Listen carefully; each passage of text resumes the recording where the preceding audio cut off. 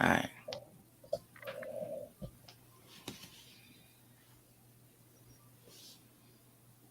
Let's see, is it going? It's going.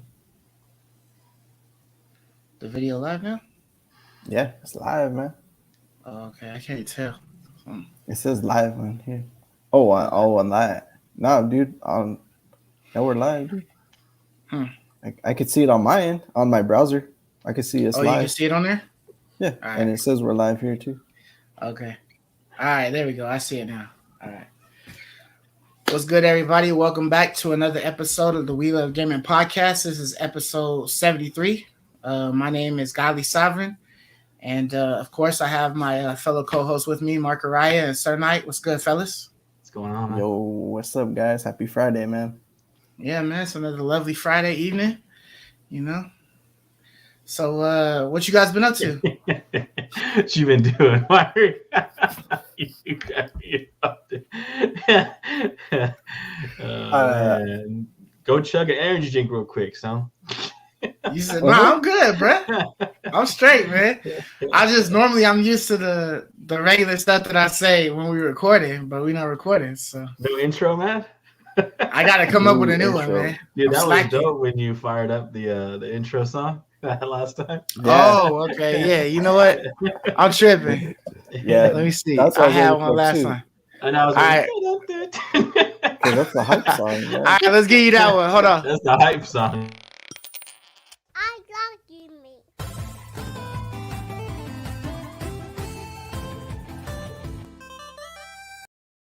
Yo. There it is. Now all right, there you go. Welcome to the We Love Gaming podcast, episode 73. My name is Marcus, aka Godly Sovereign. Of course, I have my fellow co-hosts Mark Araya and Sir Knight. What's good, fellas? How y'all doing tonight? Yo, doing, Mark? I'm doing wonderful. It's a Friday night, just about to enjoy the weekend with the family and the friends, you know. But I'm doing good. How about you, Sir Knight? Good, man. Yeah, I'm glad this week is over. It was one of my busiest weeks. Meetings all week long. You know, family coming out to see the baby. So it's nice to finally be at the end of it. Yeah, I'm looking forward to a lighter week next week. Sure. But I still was able to get a little bit of gameplay in, but not as much as I was the previous week. What about you, Golly? It was cool. You know, just the regular stuff that I've been doing during the week. I really didn't play too much this week, so I have like nothing to add for games that I played. I basically was just working on the PlayStation controller and stuff like that, so I'll put a little YouTube short out for it real quick once I have everything finished. But that was like all my little extra time and stuff like that. I was up like last night in the dark, you know, painting all my stuff and everything like that. So I just have to make a couple whole modifications and different things like that, and then I'll start trying to put it together. So that'll be cool to finally have that sort of in the background behind me. Looking forward. I might move to the middle just so y'all can see it. Yeah. Just short off or whatever. Yeah, I need to get me a background. I see Sir Knight has a nice little background going on over there. Yeah. He got the little cherry blossom trees in the back. The cherry blossom trees. Yeah, I'm thinking about maybe changing my perspective though. Like maybe move my thing to like that wall. The camera? There. Yeah, so you can see this wall here, like all my stuff on it. So because you got posters and your I got TV posters and stuff, my stuff. Television. Yeah, I could probably put like a game on or something. Nice. You know. Nice. Liven it up a bit. Yeah, I decided to step out and do like my first pre-order in like a long minute. Oh wow, what'd you pre-order?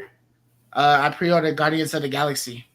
Dude, man, you're really hype about that dumb game. Yeah. You really want to play that game, man. I want to play it, yeah. I didn't know you liked it that much. Well, I mean, it's like you broke your pre-order rule for it. Yeah, I mean, it's like Mass Effect, so I thought you were going to say something like Elden Ring. Oh, I'll pre-order Elden Ring, but when I get closer to it, it's like way too far off to put a pre-order. All right, I got you. Yeah, but I pre-ordered that, and then I also pre-ordered the Midnight Black Pulse 3D headphones. Nice. Oh, yeah, you've been waiting for those things. Yeah. Yeah. So once those finally release on the 30th of October, they'll just get mailed to me.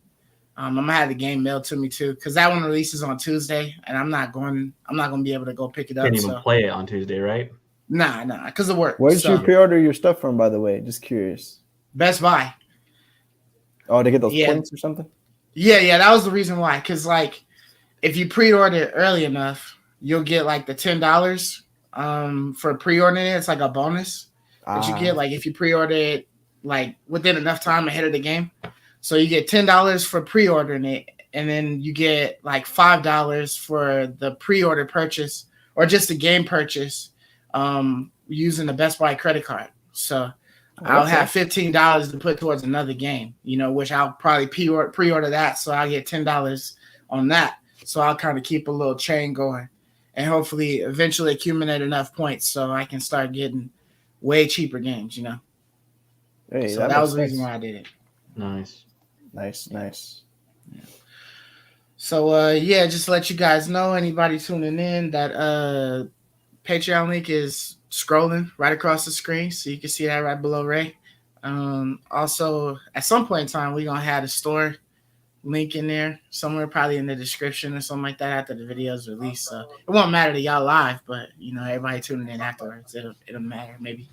If y'all like to donate anything, y'all could definitely hit the Patreon. Shit, you can hit the Cash App. I spread it to the boys. It's all going to the business, even though it's under mine. We don't got no WLG Cash App because I don't got no WLG phone. So yeah, that's what happens. So, but yeah, so before we start getting into the quick shots and all the topics, which we have a lot to talk about today, we got all the DC fandom stuff, some Elden Ring info, what else? God of War. And we got something else. Grand Theft Auto Trilogy. FIFA. Some crazy shit going on. Yeah. So, Uncharted. Yeah. Right, Uncharted, the movie stuff. Yeah. So we got a lot to talk about. But before we get into it, Mark, what you been playing? So this week I have continued playing Hearthstone. I've been playing that new mode called Mercenaries. Mm-hmm. It's pretty cool because it's just all single player. You can quit it anytime you want. You can come back anytime you want. You're still at the same place within each little zone. So it's cool because it's kind of themed around different zones in World of Warcraft. For example, like Felwood, there's, the creatures and monsters you'll find in Felwood. So it's pretty cool. I really like the WoW lore and just everything about WoW. So I'm really liking the Mercenaries mode. But I also started just playing regular Hearthstone because they kind of gate you. You need gold. I didn't know that you needed gold to unlock certain things in Mercenaries. So when Mercenaries came out, I spent all my gold. Spent like 1,200 gold on packs. Yeah. Just because I was like, let's see if I could level up something good straight out of the gates. Mm-hmm. But then to unlock, heroic mode is 200 gold. Then to unlock another visitor slot is 400 gold. So I'm like, damn it. Now I got to start, doing just the normal Hearthstone matches. So I've just been doing my dailies, doing the daily quests or whatever, leveling up my battle pass. But it's been a lot of fun, I could just jump on for 20, 30 minutes and, feel like I accomplished something. So Hearthstone has been in my daily rotation. And I did get a little bit of time again with Back for Blood. Okay. So Squid got the Game Pass. Shout out to Squid. He got it for 3 years. And so, I played a little bit with him. And I played a little bit with some of my friends from my childhood. Shout out to Jeremy and Aaron. I saw them playing on Xbox Live, so I jumped in their game. So I just kind of keep doing the first act over and over. You're going to be a pro at that first act, man. And I think I'm really good at just running through at this point. But yeah, so I think that's one of my only gripes. You could just pretty much run through everything. But anywho, yeah, I've been still having a lot of fun with Back for Blood. But my game time is still limited with the baby and everything. So Hearthstone is kind of where it's at for me.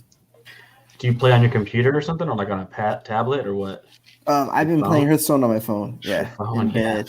Yeah, that's the way, man. If I get some quick game time, I'll just whip out my phone. Probably before I fall asleep at night, I'll just see what dailies are there and just knock those out really quick. And I got my wife to play too, and she actually enjoys it. So she plays a little bit.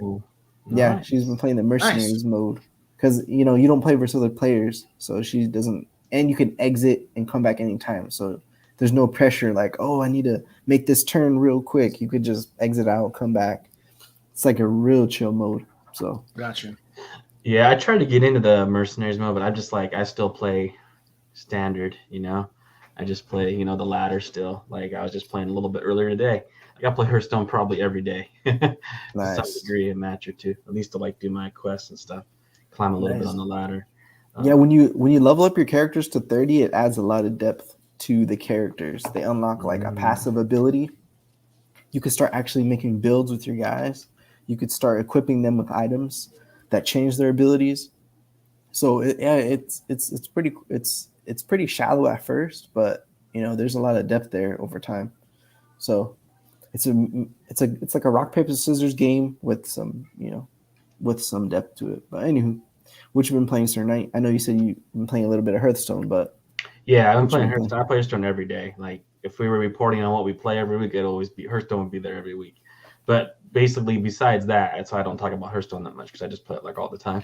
But besides that, I've been playing primarily for my console gaming has been just Metroid Dread, just more Metroid Dread. You know, I got like a love hate relationship with it. Trying to plow through it. Like I really like some aspects about it. Like some of the combat's really cool. Some of the abilities you get are cool. I think I think there might be too many abilities. But my biggest beef with it is just for me it's like so hard to navigate. Like I cannot play Metroid Dread without a guide. Like I need a walkthrough in order to play Metroid Dread. Like, but as long as I have that walkthrough, like it's a lot of fun. Like I enjoy it because I just get stuck so much in that game. Like I just don't know where to go, what to do. There's no teleportation system that I can really see. Like there's a couple teleportation systems on the map to go to like a different zone, but not to like teleport within the zone that you're in. So it's like really frustrating and had to like constantly run back and forth. And like it's really hard for me to like look at the map and like kind of like guess on an area that was like a dead end for me before I had an ability, and to know if like that ability I have now works for it. Like it's just really hard for me to read the map to know. So it's like I'll end up just like whipping out my phone and looking at the walkthrough, you know, and then like, oh, okay, like that's where I'm supposed to go, right? And like then I'll go and play some more, and I'll just to give myself like a little bit of direction, because it's like it's such a pain in the butt, man. Like I hate running around aimlessly, like not knowing what to do. Like it just frustrates me so much. And so basically, I keep going back to it though because like there are certain really fun things about it. You know, like I do really like the combat to some degree. I like acquiring new abilities. Like it's fun to acquire new abilities and like try the new abilities out and blast things, you know. And killing the enemies is fun because every time you kill an enemy, you get a new ability. So like that kind of like keeps pushing me forward to want to do more of those When you kill a encounters. boss or just an enemy? So you have like bosses, and then you have on the Emmys. The Emmys are like the robots that hunt you. Oh, enemies. So like you Okay. cannot kill the I thought he Emmys. was saying enemies too. They're called Emmys, I believe, and they kind of hunt you only on certain parts of the map. So certain parts of the map have a Emmy patrolling them, and if you go in there, like your movements and stuff alert the Emmy, and so like you're gonna have to outrun it. It's like you cannot hurt it or damage it at all. So all it is a runaway game. And like I died tons and tons of times, man, because they just catch you all the time. But you come across like this power mainframe in the map, and if you kill that power mainframe, it like juices up your gun, and now your gun can hurt the Emmy. And then so once you kill that power mainframe, you can go and hunt the Emmy, and then you kill the Emmy. Killing it gives you one of your suit abilities. So you might get That's some new dope. ability for killing the Emmy. And so like it's really fun to try to find that mainframe, because once you find that mainframe, you have the weapon to just take the Emmy out like really quickly. And so like that's a lot of fun. And then you come across abilities too along the way, and it's just addicting, right? So it's like really addicting in that sense, but it's still very frustrating. The map design like frustrates the heck out of me, and like the fact that I like need a guide is so annoying to me. Like I never felt that way really with like Castlevania. Like when I play Castlevania, like it's so straightforward and it makes total sense. Like I know exactly where to go, and also there's teleportation, so it's like, okay, let me try over there, and you can just quickly try. If it doesn't work, you can go back to teleport back. Like you can just kind of like try things very efficiently. I don't think like Metroid's efficient enough for a player like me, especially when I have like limited time. And so it's kind of like a love-hate relationship for me, you know. Makes it hard for me to like recommend it to everybody. I don't think it's like a 9 like it is on Metacritic. Like it's like crazy high. I don't think it's like that high, but there are addicting aspects to it that I really enjoy. So that's kind of like my take on Metroid Dread. So hopefully I finish it this week. I'm like probably halfway through it. What about you, Golly? What you been playing, man? Like I said, I didn't really get a chance to play anything really, because I was working on the pieces for my room and stuff. So the last thing that I've got to play like last week was a little bit more Back for Blood. Just playing that with you didn't my play nothing father-in-law. this week, huh? Nah, I didn't get to play anything. Okay, cool. Yeah, because my week was pretty booked up and stuff, and then normally where I would have played, Thursday evening or whatever, I was outside hanging with my kids and then doing some other stuff, So, and then we woke up this morning running around, so I didn't get a chance to play anything this week. When does Galaxy comes out? Guardian of the Galaxies comes out? 26th of October. Okay, so that's like this coming Tuesday, right? So you're gonna be playing that probably Thursday this Tuesday. night, huh? So we're gonna hear your take on that like immediately. Cool. Right. We'll hear from you on Friday on that one. Nice. Yeah, I'm curious. Like, I don't know, man. Like, when we first saw that trailer for it, it was like, okay, this seems really neat. But like, the more and more I see on it, man, like I just feel like it's a little bit more, I don't know, gimmicky. The characters just being like not the real deal makes it feel like a little bit underrated, a cheaper version. I don't know. Oh, so because it's not the actual Star-Lord, and it's not like the actual, but they're like, but at the same time, it's like they're trying to be that. So it's like it's not the actual ones, but at the same time, they're like trying to copy it, and so it's like I don't know, it just feels. I don't know. We'll see. I'm hoping it's good. So I'm really curious to hear how you feel about it.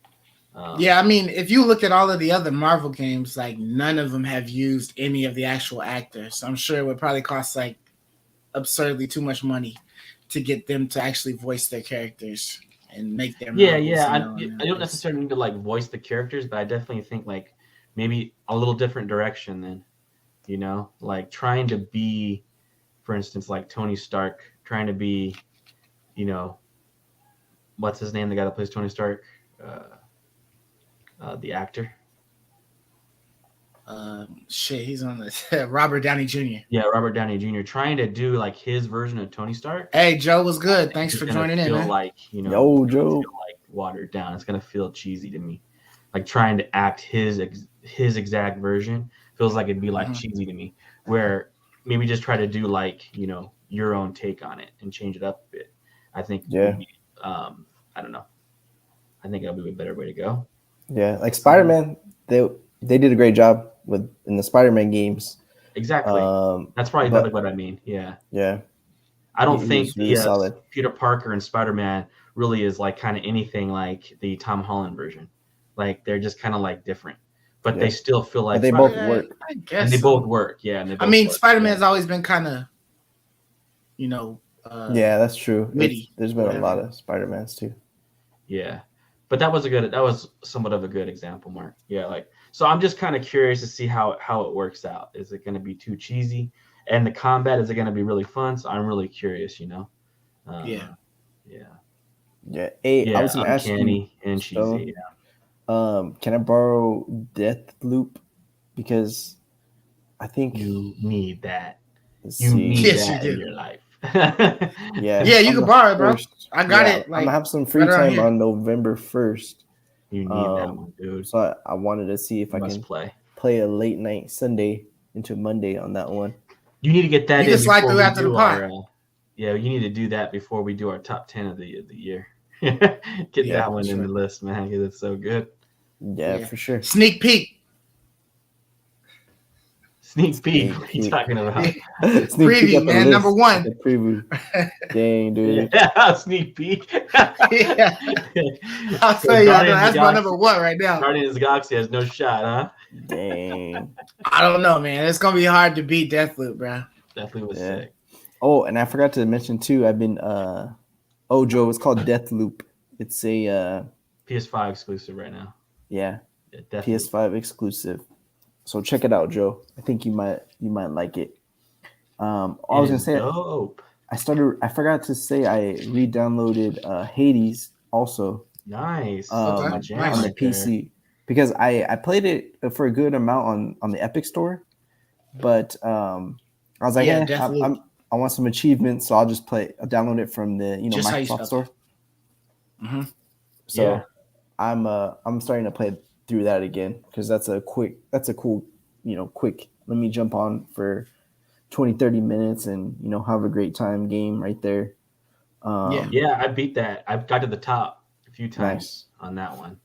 Nice. And like even when you get to the top, you kind of want to go back again. So that's what's really cool about it. Like not to spoil anything, but it's like you don't feel like the game is over once you get to the top once. So it's like for sure.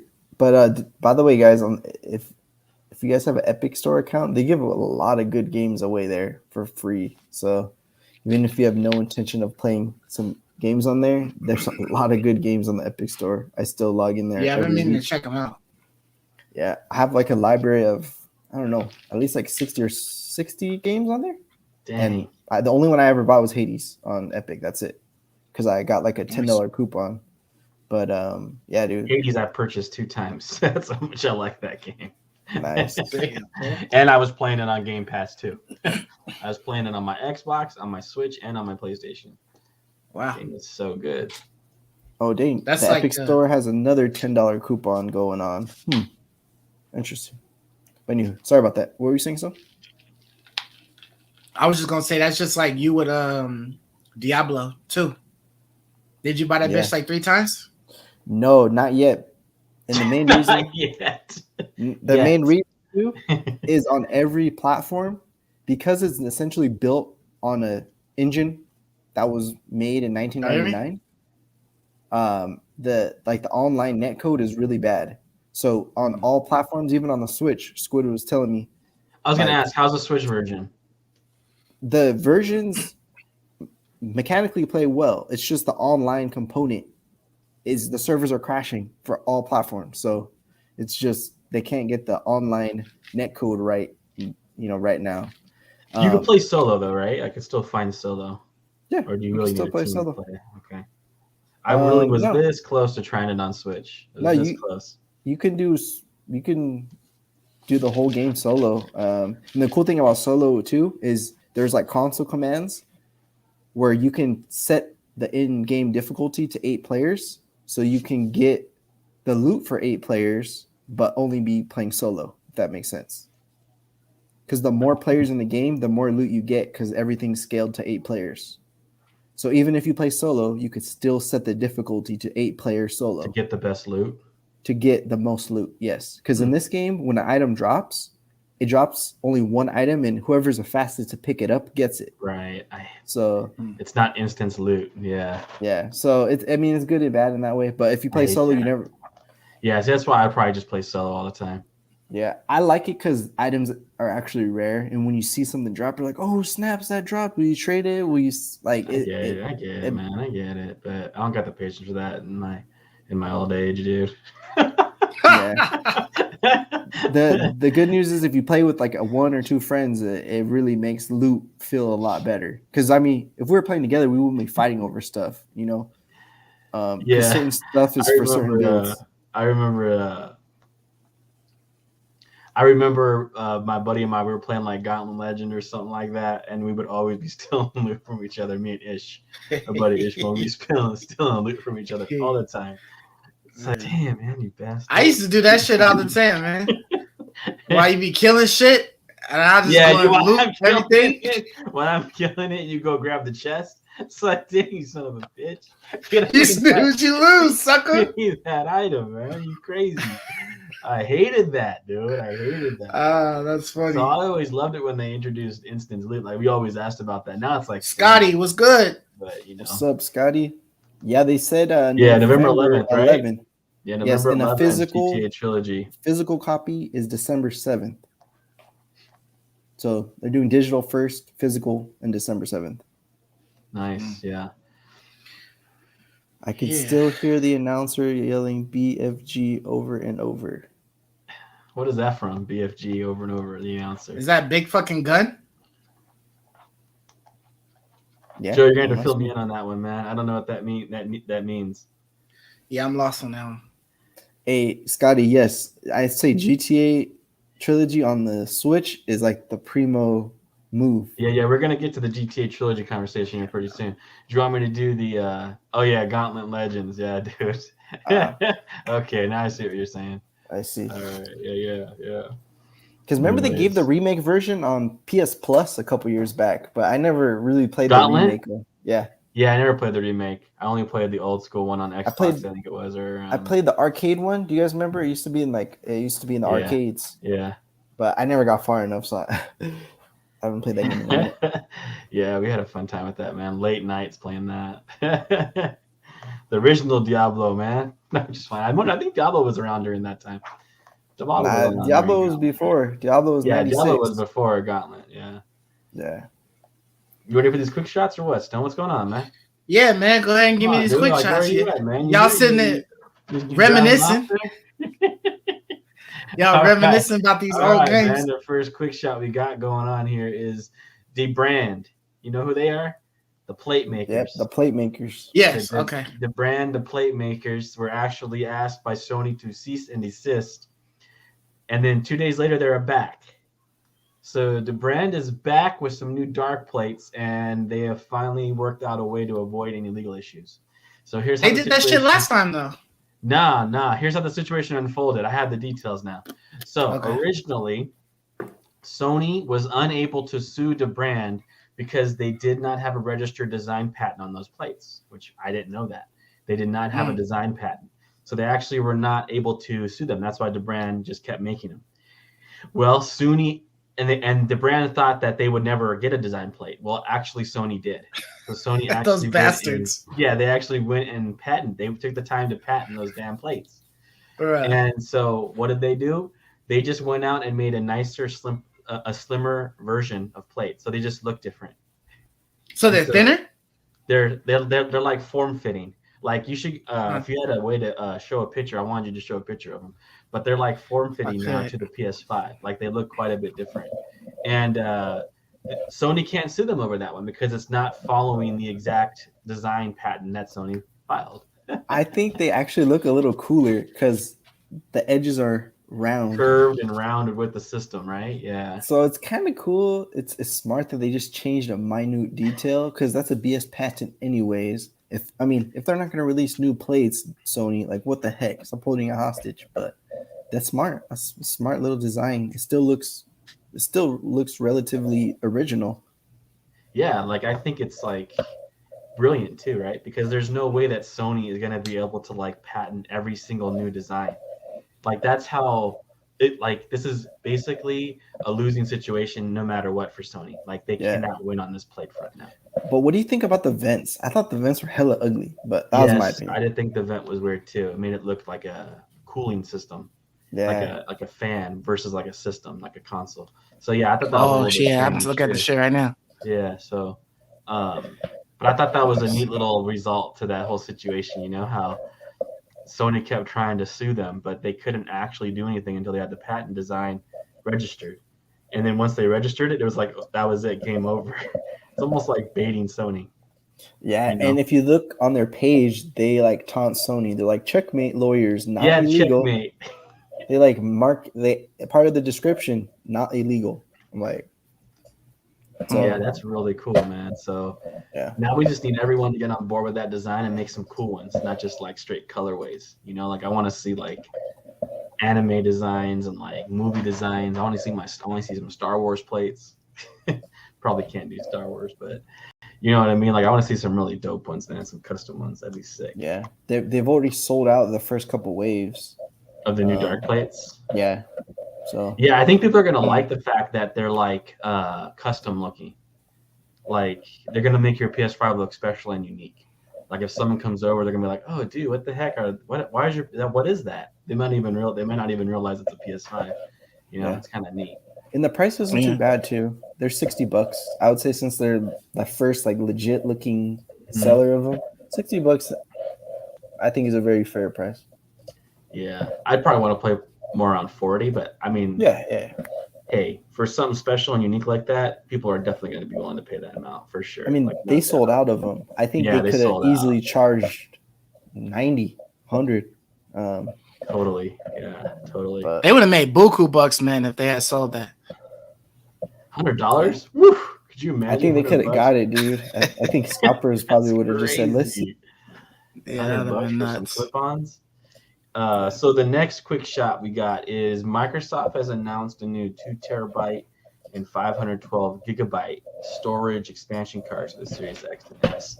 The 512 gigabyte storage card will cost $140, and the 2 terabyte comes in at a whopping 400 ducats. What do y'all think about this, man? I think 400, Microsoft's yeah. garbage.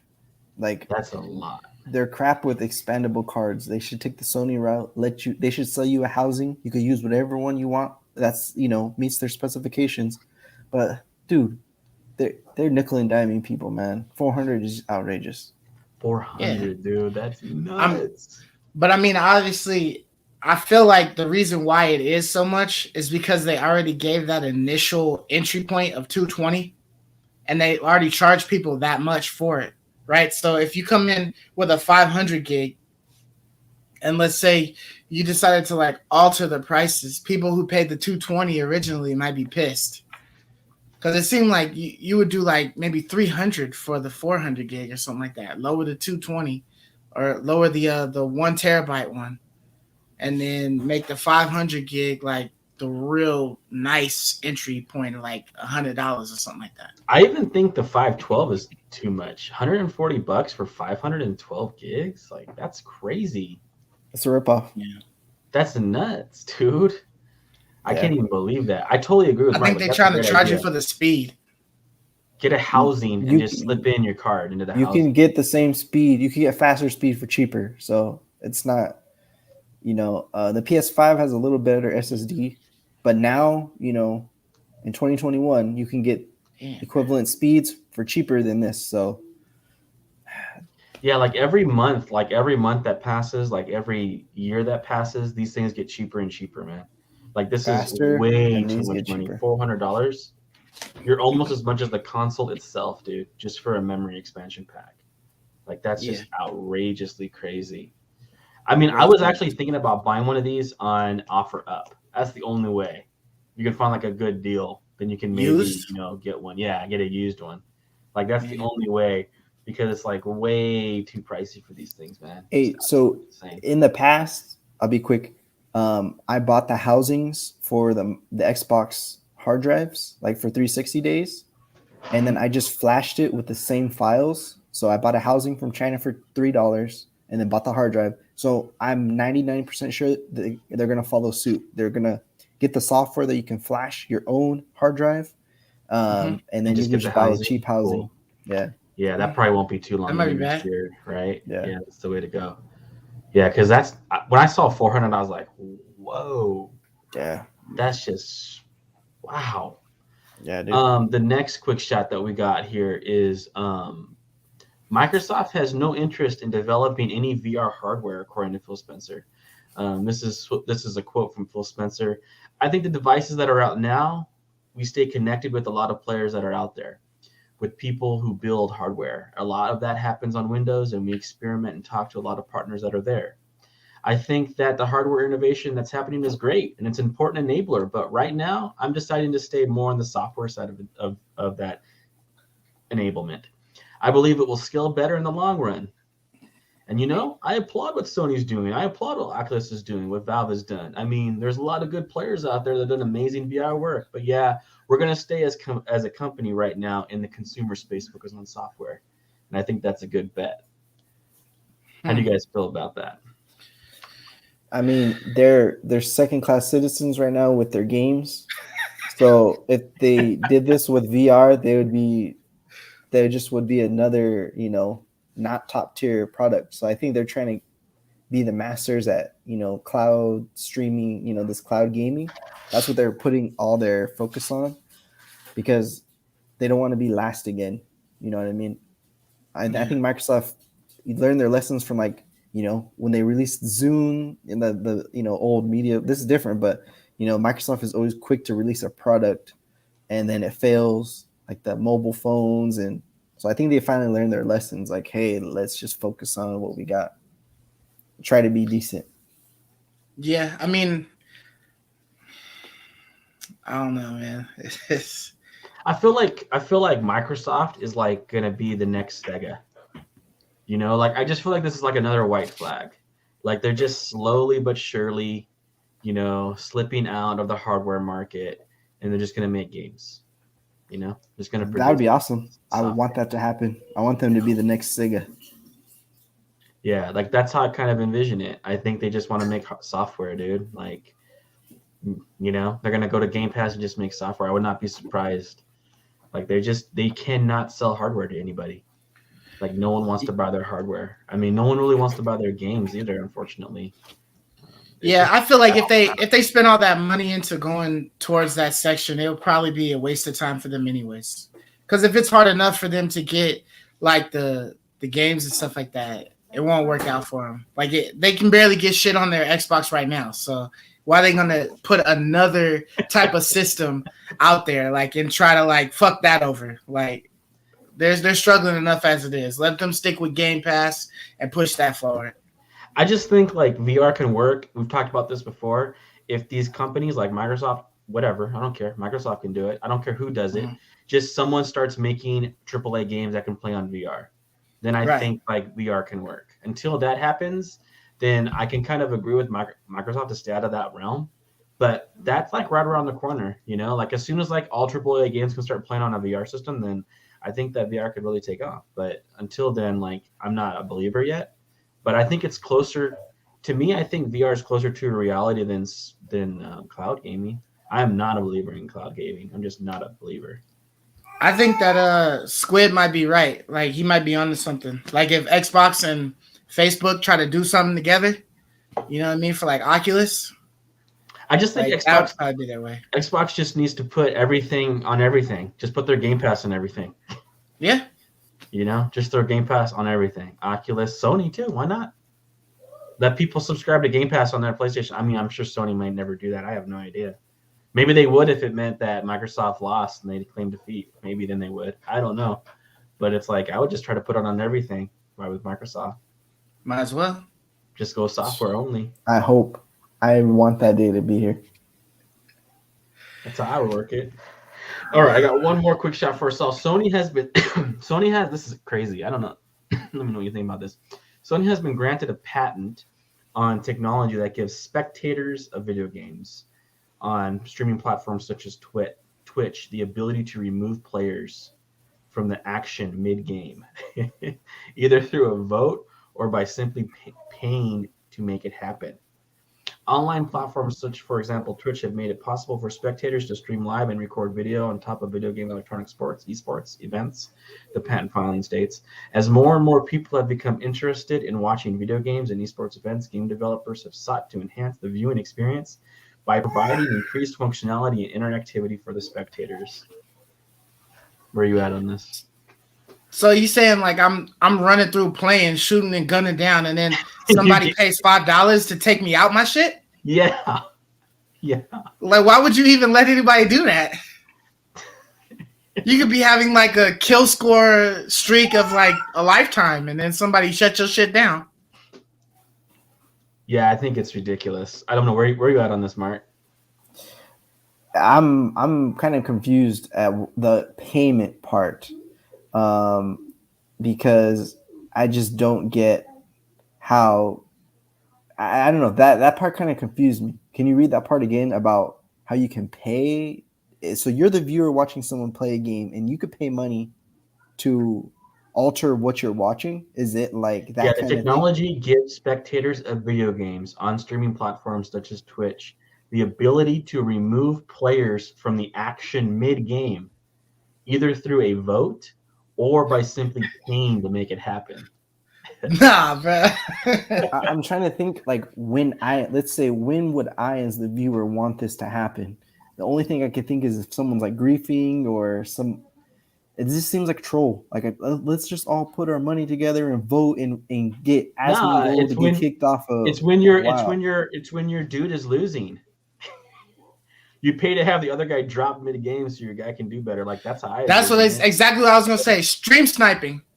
But You know the other dude is Huh? What if someone's really good and they're like, hey, they're playing my team that I like. Let's pay to get the best player on the other team to get kicked off. Dude, imagine It seems like the ultimate troll. Imagine you're watching like people will Lakers definitely versus troll with Nets, that. dude. Imagine you're watching Lakers versus Nets on television, and all of a sudden, mid possession, LeBron just has to start walking off the court, and no one knows why. And then you realize it was $1 voted billion. off. And then Kevin Durant starts walking off the court, and all the stars are gone. That's and what they call would happen. Mark to everyone would just make they go. Yeah, they call Mark Araya. Yeah, it's that's how stupid this sounds to me. I wonder how policed this is. I don't know what the regulations would be here.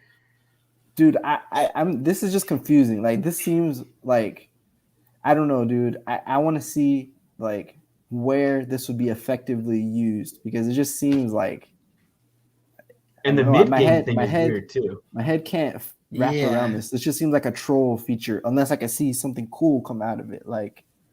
I think it ruins the integrity of competition.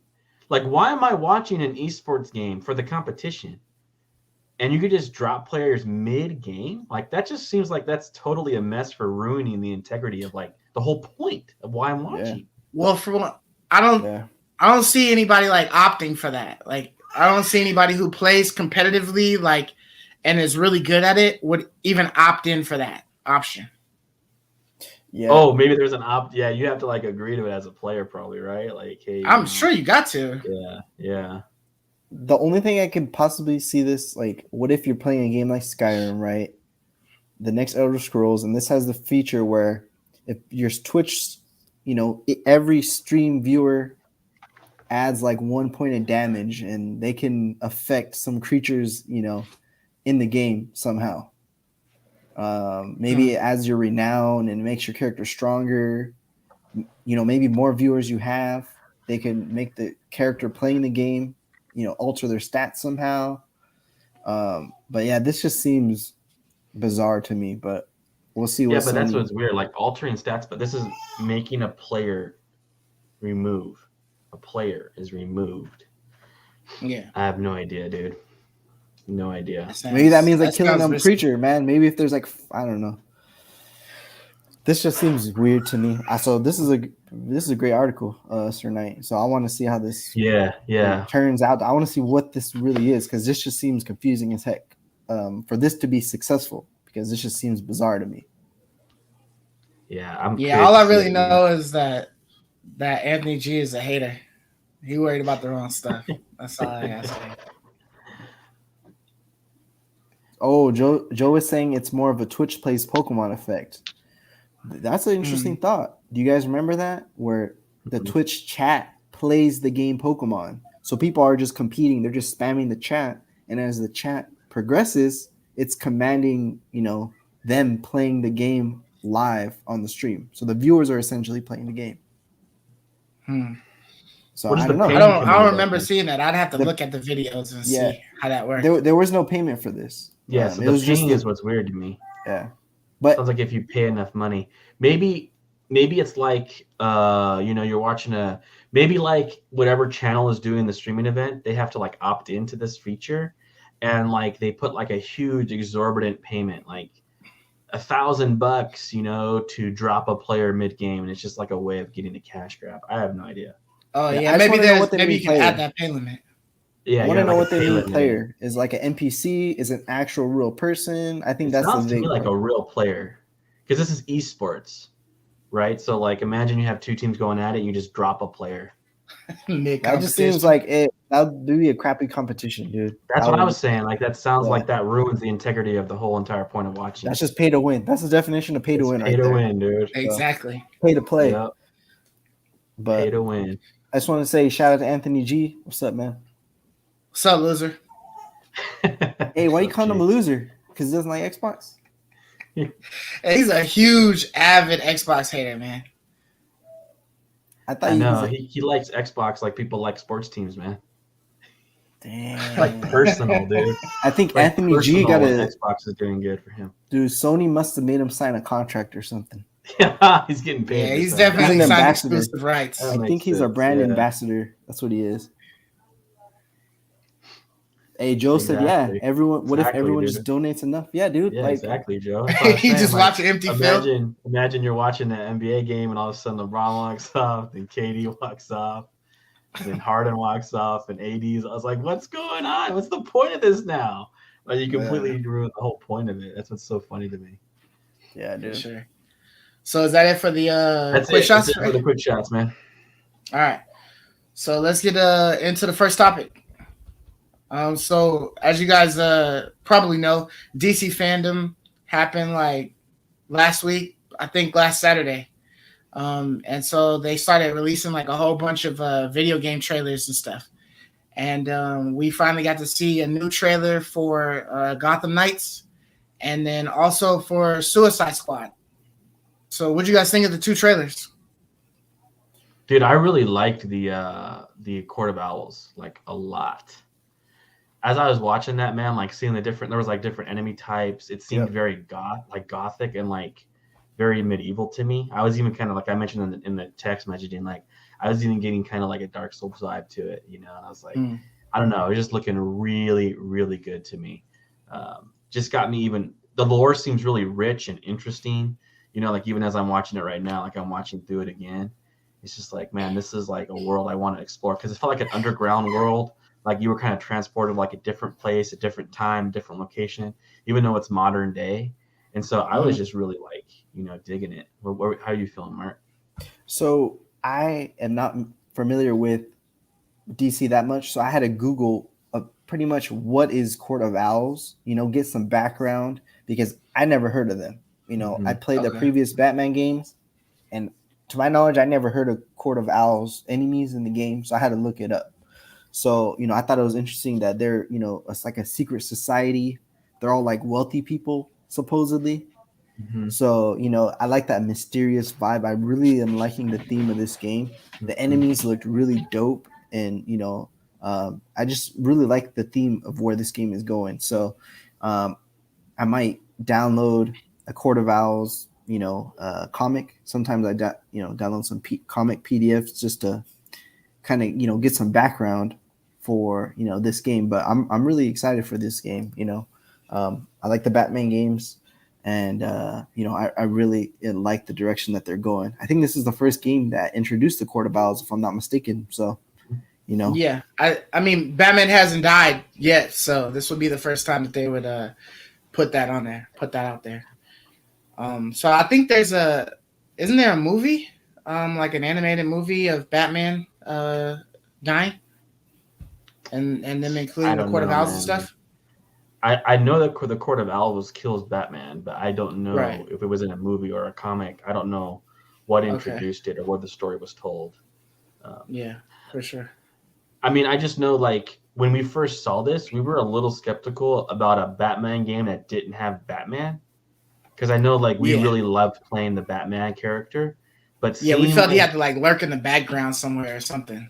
Yeah, we felt he had to be involved somehow. But when you see like the direction they're going, like this is such a rich, like you can just see how much they put into like developing the world that you're playing in and the lore that you're playing in, and what you're doing.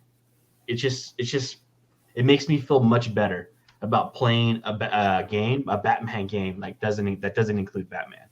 I was really excited by this. Yeah, I mean, I definitely like the lighting and how everything was going, how it was nice and dark. Yeah, dark feel. The battling and stuff like that. So, I mean, it'll be a little bit more interesting to see how you cycle through the three characters, and how you're doing that and how that plays. And then I wouldn't mind seeing. Or do you like pick one and play through as one? I don't know. They could be on some like Spider-Man 2 type shit, where you just like cycling through them, throughout the entire map. Maybe. I don't know why. I was feeling like it was gonna be more of like you pick a character and like that's your character you're gonna play as kind of thing. I mean, I hope so. That would be nice to just straight level up with Nightwing or something. Yeah, straight level up with Nightwing. Yeah, I really wish though we got a release date. I know we got a target 2022, I really wish we got a little bit in-game footage too, so I could see the UI and some elements. But I do think everything they showed was in game though. They didn't show like it wasn't like from the perspective of Action playing, scenes. it wasn't but I think like gameplay, all the but footage was from Yeah. taken from in the game, so we know what the game looks like. That's why I was like, I really like the direction they're going because we know this Yeah. is what the game will be. You Yeah. know, even though we didn't get to see a lot of like That's true. from the perspective of the player. when I was looking up more about Court of Owls, what they were, I guess there's some classification for enemies called Talons, and they're like the most deadly assassins, and they're like sleeping. Yeah, and they sleep until they're called upon. So cool. I could see a progression in this game. You know, you take out one Talon and they call up the other dude who's been sleeping for 100 years, because supposedly these have been out since colonial times. Like the Court of Owls is like an ancient organization. Vampires or something. Yeah, so that it's just, I think this game is gonna have a lot of cool themes in the Batman that I haven't seen before. So it'll be nice to see if they have that Shadow of Mordor type of like the Nemesis system. Yeah, the Nemesis system. Yeah. So. And then what about as far as like Suicide Squad? I know you guys have seen the first trailer and whatnot, and I think Ray wasn't really impressed with that one too much. But I mean, after seeing the second one, like, do you guys have any of your opinions changed on it? For me, not really, honestly. I'm not too hyped for this game compared to Batman. You know, I think because I saw the Batman one first, I was a little more hyped, and I was kind of disappointed when I saw this, in my opinion.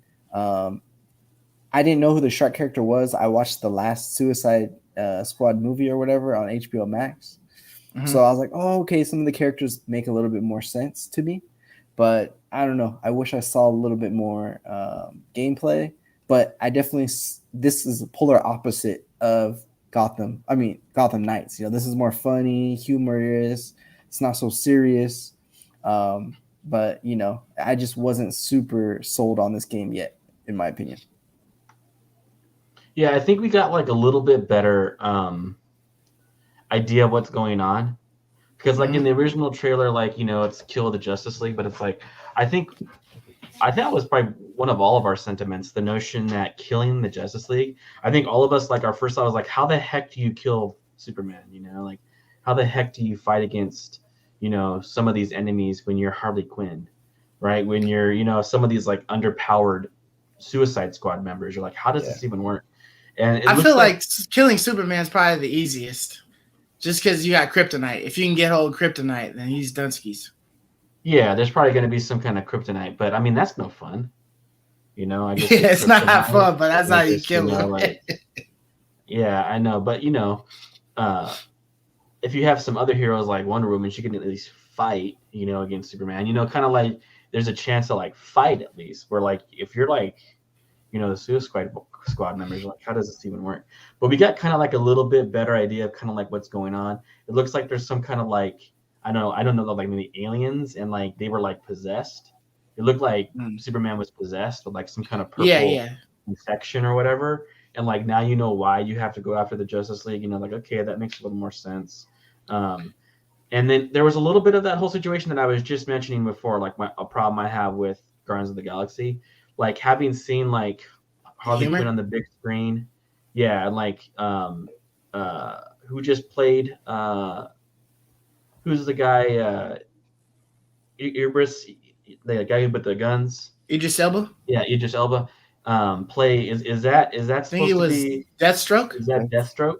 Yeah, so they have like Deathstroke in here too. Like seeing some of them on the big screen, like makes it feel a little bit more, you know, cheesy and a knockoff, and like I don't know. The only character like I'm kind of most excited about is the one like we didn't really see on the big screen, the boomerang guy. This is Joe. Thanks for dropping in. You know, it's kind of like the guy that throws the boomerang. He's like the most interesting to me, I think, because like we haven't seen anything from him yet. And so like there's Captain Boomerang was in the movie though. But he wasn't one of the main, like he wasn't a character throughout the story. Yeah. At least in the first one, for sure. And then the second one, he didn't last long. Yeah. Well, I'm just thinking of like the one I just watched. I don't remember anyone throwing a boomerang really in that one. That's because he got X'd out on the beach. Yeah. Yeah, so that's what I'm saying. Like Super that's quick. why Captain Boomerang seems like really interesting to me when I see this, because those other characters are like still fresh in my mind. Like, and it's like it's weird seeing them, and like look different and trying to be the same thing that they were on screen but looking different. Yeah, I it was don't know how kind I of feel like about it.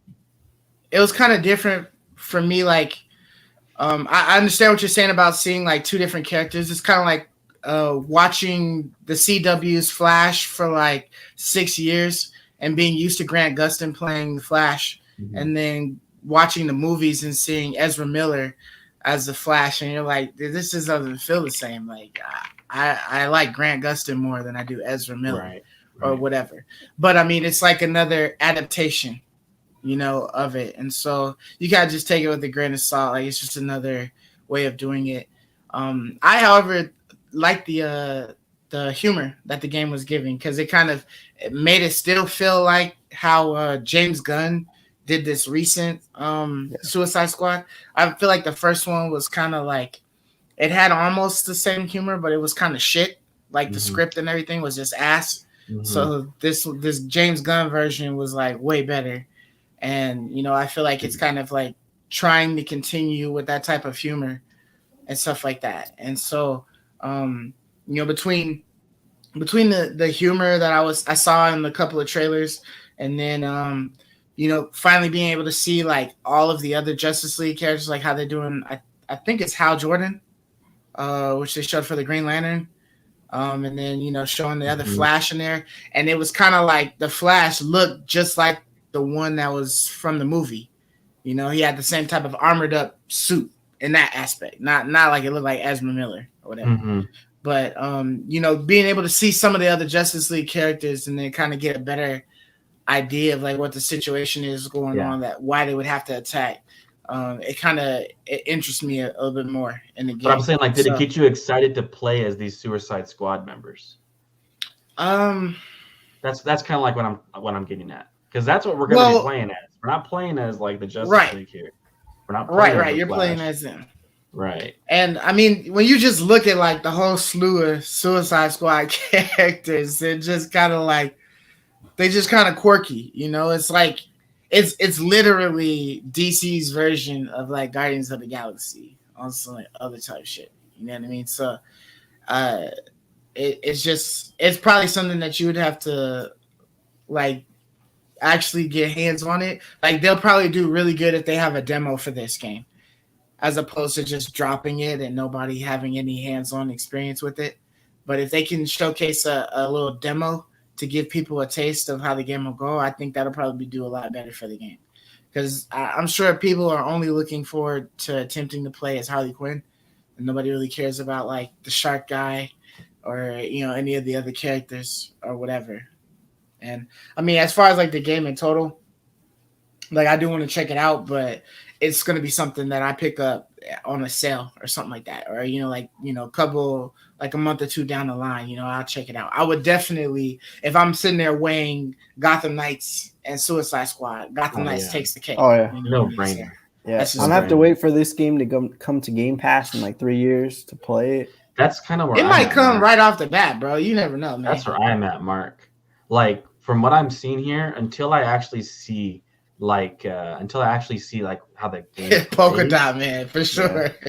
Like, I don't know. This trailer doesn't do it for me really at all, because like, you see Green Lantern, you see Superman, like, these are kind of the characters like I want to play. Like, I don't want to play as the shark guy. I don't want to play as Harley Quinn, right? It's like I want to play as that. That's why I said like the Boomerang one was like the only kind of cool one, because I feel like he's reimagined. Like, is that how the Boomerang guy was in the original? I don't even remember the original. He threw a boomerang and teleported? Yes. Okay. Because that's what he's doing in here. He's throwing his boomerang. I don't know if he teleported. I know he was throwing his boomerang around. Yeah, I don't know if they showed any teleportation. I can't remember. Boomerang. So, like, it's really cool looking. I feel like it's like a reimagined. And I think that's like my point. It's like, it's fine like using these characters, but like copying them like from the movie like makes it feel watered down to me. Or like if they're reimagined in like a new way of like reimagining these characters, that would get me excited to want to do something and play something new when they're reimagined. So if Harley Quinn has like superhuman strength, you playing it? That would that would be like if she had like a suit or something, and she was super strong or something. That'd be cool. Just like reimagine it in some way, I think, and I would like be more enticed to want to play as her, you know, Okay. rather than just like reenacting the characters from the movies. You know, like think about like all the great video game movies are ones that have kind of like reimagined what the movie was. All the ones that copy the movies are like terrible. All the video games that are made based off movies that like copy the movies are like horrendous. You know, but all of the ones that are based off like new concepts, like I remember when they did Chronicles of Riddick, Escape from Butcher Bay, like that game was completely separate from the movies, like even in the way that you played it, and it was like this is really great, and I remember loving that game. And it then was a you dope play, game. yeah, it's a really old game. That's from the original Xbox. But when you played other games that were based off like movies, like when you played like Star Wars games, like from the movies, they were all like junk if they were based off the movies. And so it's like I've always liked games that are not based off the movies. They just seem to play better, and because they have their own identity and can create their own universe and atmosphere. But based off the movies, for me, is more like direct. If you've got the exact same script, everything that happened in the movie happened in the game. That's when it's complete ass. But if you have like a lot of the same aspects from the movie, but it's a totally different storyline, then I think you got a winner there, as long as it's a good movie. I like when it's like its own thing entirely. In my opinion, I think they do better. I think those games generally do better. Like for instance, the newest Star Wars Jedi Fallen Order, like that's like its completely own thing. It's not based in any part of the movies, any aspect, and like that one plays really well. It's like a really unique experience. Like whenever they're like kind of like their own separate unique experience, I always like them a lot more. And they always. But then you're not dealing with a known character. You know what I mean? Yeah, you've got to create a new character. It's just in that universe. Yeah. That's when I think those games are the best, like Star Wars: Knights of the Old Republic. All the games that are like their own unique thing always. The Force Unleashed. The Force Unleashed. Those are all like very well received, high rated games, versus like the ones that are kind of like based off characters, and that's why I'm worried. I'm not saying that Guardians of the Galaxy will be bad. It might be a really fun game. I'm just saying that it makes me a little bit more concerned when I see them trying to do the movie. Makes me a little bit more concerned when I see that, just because the track record video games that do that seem to not fare as well. Where like when I see Gotham Knights, that looks entirely unique to me. It looks dope. But all right, so the next topic we have is a whole bunch of Elden Ring leaks. So they showed like a video of the open world, as well as a couple other things. Yeah. So, which one do we want to talk about? So I'm looking at the 30-second open world leak. Right. Okay. What did you think about that, Mark? I'm curious what you thought, man. Oh man. So first off, this world is beautiful.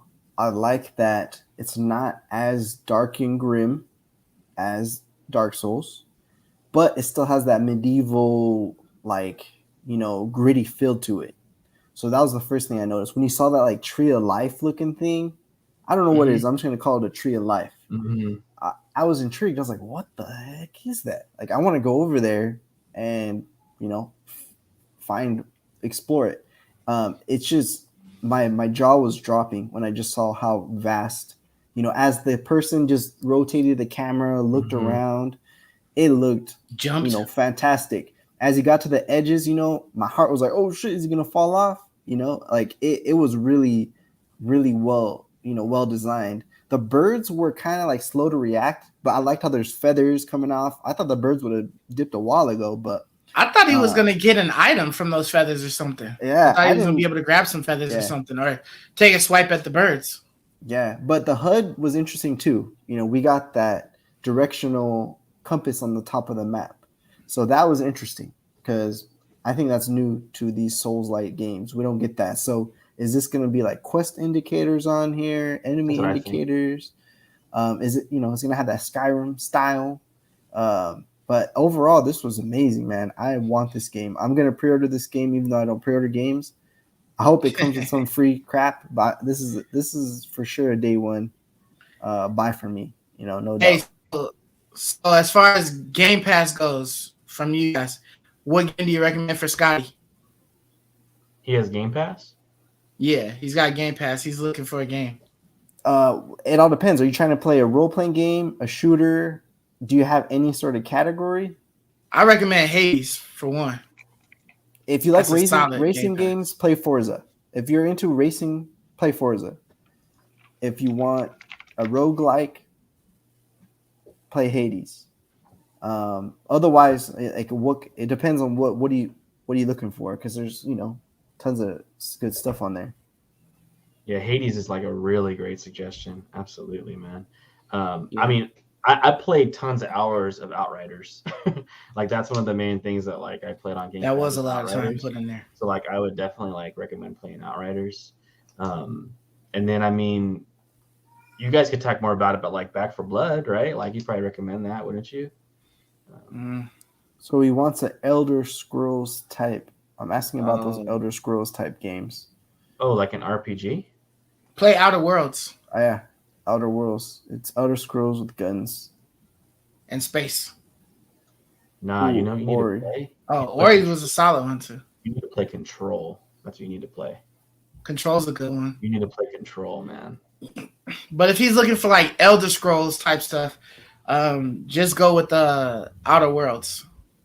That'll give you like a good, modern Elder Scrolls feel. Yeah, but I would just play Control. He said he's looking for Elder Scrolls type. Yeah, but I would just play Control though. Just fuck all the other games on there. Just Control, man. Control is freaking incredible, dude. I love Control so much. Damn, but yeah, if you're gonna play like a Bethesda type game, then Outer Worlds. Just play Control. Is Witcher still on Game Pass? Witcher 3? I don't know what that is. I would say Control is the one with the girl with the telepathic powers. This is dope, man. Yeah, I would say play powers Witcher. Are pretty beastie. Yeah, play Witcher. I think it's still on there. Yeah, Witcher 3 is pretty awesome too. I don't know if that's on Game Pass though. He might have played Witcher. It used to be. Low. But Control, man, that's a 9, easy 9, a 9 out of 10. That game is like so sick. Anyways, like back to Elden Ring, dude. Like for me, I was kind of stunned about how much it looked like Dark Souls at first. Like the character, the way like he moved, character model itself. Yeah, it looked like the knight. Yeah, the way he holds his shield, it was like a verbatim copy. They took that shit straight from the old script. Straight. And just straight copy and paste it. Like there isn't anything unique until he jumped. I was like, oh snap! There's a dedicated jump button. Like he's just like jumping. Hey, like that's a good point.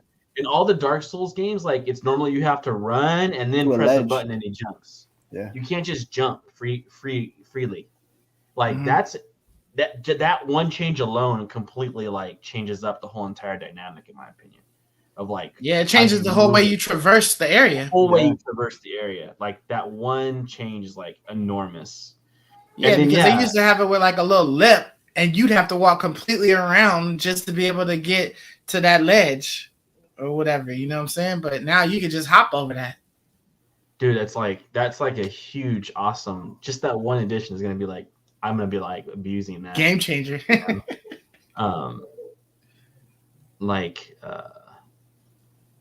And then, like Mark, the other thing I noticed too was just when you saw the world, it's like, dang, dude, that's like far out there. Like I can like get on a horse and ride all the way. This is just a whole different situation. Yeah. And I definitely think the compass is for like quest markers because you're gonna have quests to do. Yeah. Did you notice when you looked at the tree, that big old tree, there was a little glimpse of like a little icon. Like when you went to it, if you stop it, there's like a little tree on there, so you can go to the tree. Yes. Exactly. It's not just a background prop. It's actually somewhere you can go. This is easily my most anticipated game next year. Like, and next year is legendary. Next year is going to be like a legendary year of gaming. And just seeing an open world Dark Souls is just like a dream come true, man. And it looks like it's exactly what I want it to be. So like even just this 30 seconds, it's so crazy because now we can talk, I guess, about it being delayed. It's being delayed to February, right? Oh, and also Scotty, Silk Song, dude, I can't wait for that. Hollow Knight is probably one of my top 3 not roguelikes. Because Hollow Knight's not a roguelike. No. But it's a Metroidvania or whatever. Metroidvania. So like Hollow Knight is probably like a top 3 Metroidvania of all time. So Silk Song is like, I don't know why we haven't seen it. I thought that was supposed to come out this year. I don't know what's going on with that game. Is that the one that's starring the ladybug? Yeah, person? The girl with the needle and thread. Yeah, like that that was early next year, sick. Right? Or I thought that was supposed to come out this year, but I haven't heard any word on that game in like so long. Got you. Yeah, Hollow Knight, Silk Song. Yeah, I remember you were telling us about that game last year. That sounds like a dope game. Like that was announced in 2019. Yeah, like I don't know what's going on with this game, man. Like, because I'm just like a huge Hollow Knight nut. And so when this was announced, I was just like, I can't wait. But there's no word on it, Scott. There's no word on it at all, man. Like I don't know. Surprise drop, suckers. I can't tell you, man. I can't tell you what's gonna happen with that game. Yeah. But going back to Elden Ring, Godly, what'd you think? What was going on? I thought it looked good, man. Like looking at all of the textures and stuff like that from the little rock hill and the way the birds were looking and the feathers floating around and all that stuff. Like, I'm just ready to see more, man. The little twirling around and showing me the sky and all of that stuff. Like, I just want to see some more. Totally. I want to see him interact with some things and see exactly how that works. If that's going to be like them talking, or is it going to be some text bubbles popping up on the screen, or, how they're going to do things, if you can kill those birds, or if they're just, kind of just out there and you can't really touch them or do anything with them. But did you guys sign up for that testing for the network? I didn't sign up for it. Yeah, I didn't sign up yet either. I think you got to sign up by the 1st. I think by November 1st or something. Okay. Yeah, I signed up for that shit as soon as I saw it. I don't know if I want to be invited. Why? Because I want to save it, man, for like when the whole game releases. Like I just want to have it all in one go. I want to get a taste tester, bro. Yeah. Yeah, I'm on the fence. I'm not completely against that. I'm on the fence how I feel about it. Yeah. Because I want to have like the full experience. So like that's the only thing I'm unsure about. But if it's just like a little part or something like that, like a little portion, then maybe I'll be cool with that. I just don't want to be too like, I don't want to experience too much. Yeah, I feel like it would be like a smidgen of like what the game has to offer, just to give you an idea of it. And they're trying to test servers, right? I think so. I think, this game's probably gonna have a lot more multiplayer than we've ever had in the Dark Souls. But I thought it was like some closed network test. It's a closed network test. But right? I don't know. Closed network. Does that mean there's going to be? What does that mean? Yeah, and I think that network still means it's going to be network, right? Well, closed network means no network. I don't know. I never heard this terminology ever. So that was another thing I wanted to talk about. It's not a beta test. Like normally, beta test is closer to the final production build. So this wasn't advertised as beta test. So does that mean it's earlier? I want to know what state of the game this is. Does it mean it's farther than a beta test and this is the actual production game we're playing? I just never heard this used in a game test before. Ever. Supposedly, closed network test means that it's a console test, non-PC related. Oh. That's what that means. Right. They did say that they wanted to check it out on Xbox and PlayStation. Oh, there's a console test. Okay. They said they wanted to know what game system you would play it on. Because, dude, closed network test means non-PC. That's the most bizarre description. Dude, you should just say non-PC test. I'm not questioning you, but that just doesn't. That seems like a bad translation from Japan or some crap. I've never heard that ever, right? Like ever. Me neither. Never once. It's always a beta. It's always Alpha, open beta, demo. It's always something like that. Closed I've beta. never heard of this before. closed beta, Closed beta, open beta. I've never closed heard of network this. test, dude. Ruga beta. I don't know, man. How do you guys feel about the delay to February? I'm disheartened, man. I'm sad, bro. I thought that shit was supposed to come out in January. That was supposed to come out like 2 days before my birthday. That was your birthday? I was about to be hyped on that shit. But like, dude, February? I would have rather them push it further, like June. Like, because so check Like this what's out. a month? We got Horizon Forbidden West in February. We got Elden. That shit ain't coming out in February, bro. Well, right now we have for Horizon Forbidden West in February. We have Elden Ring in February. We have Destiny 2 in February. We have Saints Row in February. We have Dying Light 2 in February. We have a lot in February, dude. Like, why did they choose February? Why did they do that? Dude, I think February is just like a good stationary day. All the other developers are going to scatter, dude. Yeah, they shitting bricks. Elden Ring comes and says, "Can I play?" And like everyone's just gonna scatter, dude. Like you're gonna see a bunch of moves. I think no one's gonna want to launch near Elden Ring. I'm pretty sure like 5 of those game studios was like, "Shit, wait, did they say February?" Yeah, exactly. Hey man, we gotta change that. We had February. We had February. Yeah, dude. That was ours. Damn it. Yeah, I think they don't care when they launch. They're gonna sell out. But like some of these are gonna have a hard time selling. And you're telling me Saints Row is gonna sell now? No way, dude. Yeah, Saints Row might push their shit to January. Like you're gonna buy 2 games. You're gonna buy Horizon Forbidden West, and now you're gonna buy Elden Ring. Whatever second game you're gonna buy that month ain't gonna be bought anymore. Like these guys gotta scatter, man. Just run away from February. Run far away. But the whole year of 2022 is kind of rough, anyways. Ain't it some shit dropping in March? I would move to summer, man. I would launch in June. Normally summer is pretty slim. Like I would launch in summer. Some of these titles. I would move to December, man, so you could just have more options for Christmas games. Yeah, I guess. I mean, but like you said, the whole month is going to be like the whole year. The whole year is going to be packed. But I would try to go to the summer months. That's the slimmest time of the year, not February. That's crazy. But I don't care because I'm buying it in February. I don't care what other games are out. Like, there's nothing else preventing me from getting that game. So yeah, you probably pre-ordered it. Still ain't even salty. You pre-ordered it. I still haven't pre-ordered it yet, but that's why I thought you were saying you broke your rule because that's a game I'm going to break my rule for. That's being pre-ordered. Yeah. Oh, yeah. That's getting pre-ordered for sure. I'm going to pre-order it too because, with all these supply chain issues, I don't want there to be no shortage of this crap. I'm going to pony up the money. Totally, yeah, man. For sure. Even if I don't get to play it for like a month, I just want it. This is one company you can definitely know you're going to get your money's worth. You don't have to worry about that, Because that's what our main beef is giving a company money before proving that the game's worth it. Like that they've actually produced something. But I already know this is going to be worth it, right? So yeah. From a 30-second clip, I already know this is going to be the banger. From a 30-second clip, this is going to be the banger of the year, dude. From a thumbnail, I already know this is going to be game of the year, man. Yeah, we got to call. That's going to be our new thing, the banger of the year, dude. The banger of the year. What was your banger of the year? For sure. Yeah, dude. All right, so moving on to the next topic, man.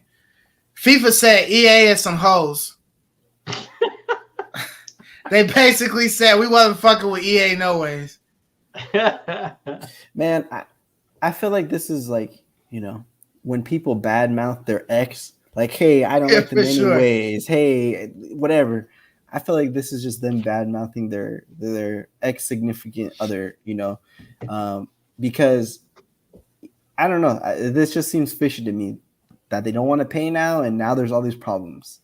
Yeah, they're scoring lover, man. Exactly, man.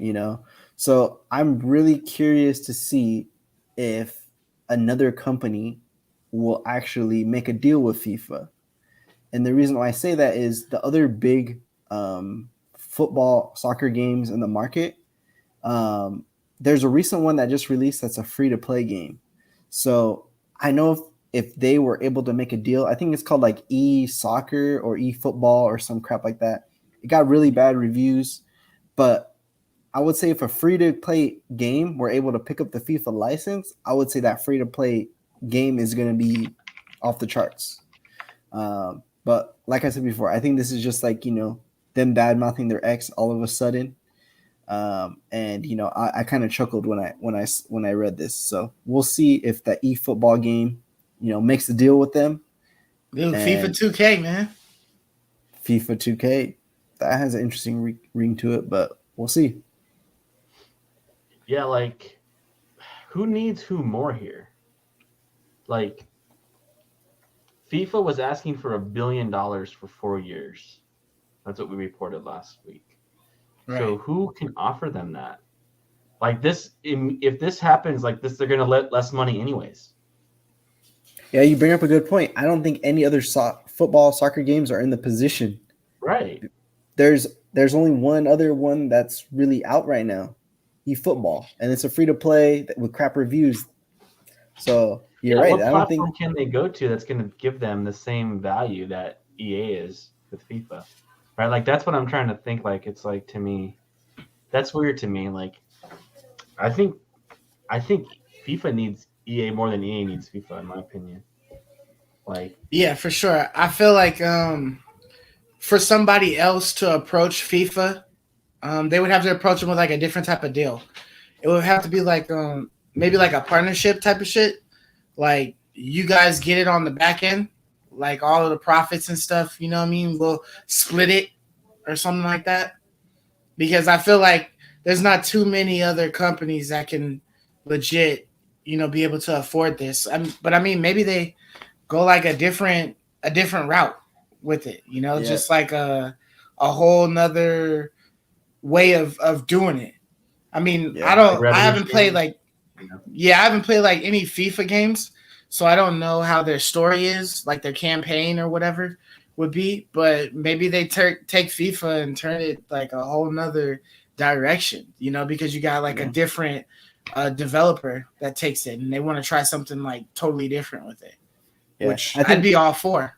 Yeah, I think there's only one potential negotiator in this scenario, and that's Konami. They used to make Pro Evolution Soccer, PES Soccer. So that was like the only other game on the shelf other than FIFA. I remember Pro Evolution. Buy. But those, in 2018, 2019, they kind of, stopped being made. So yeah, but the thing is, like, let's say that Konami's interested, which I'm sure they would be. Who wouldn't be in the FIFA license? But is Konami in a position to give $1 billion to a mystery? Like no one knows if they would do well, right? So is Konami prepared to give up $1 billion? Does Konami even have that much to really give up right now? And then on top of that, to have that money to risk it. So what will happen is FIFA will have to take less money. If they want to go that route, they take less money, and then they could have just stayed with EA to begin with, right? So I feel like they've kind of dug themselves into a little hole here. Yeah, so I just really quickly looked up their revenue.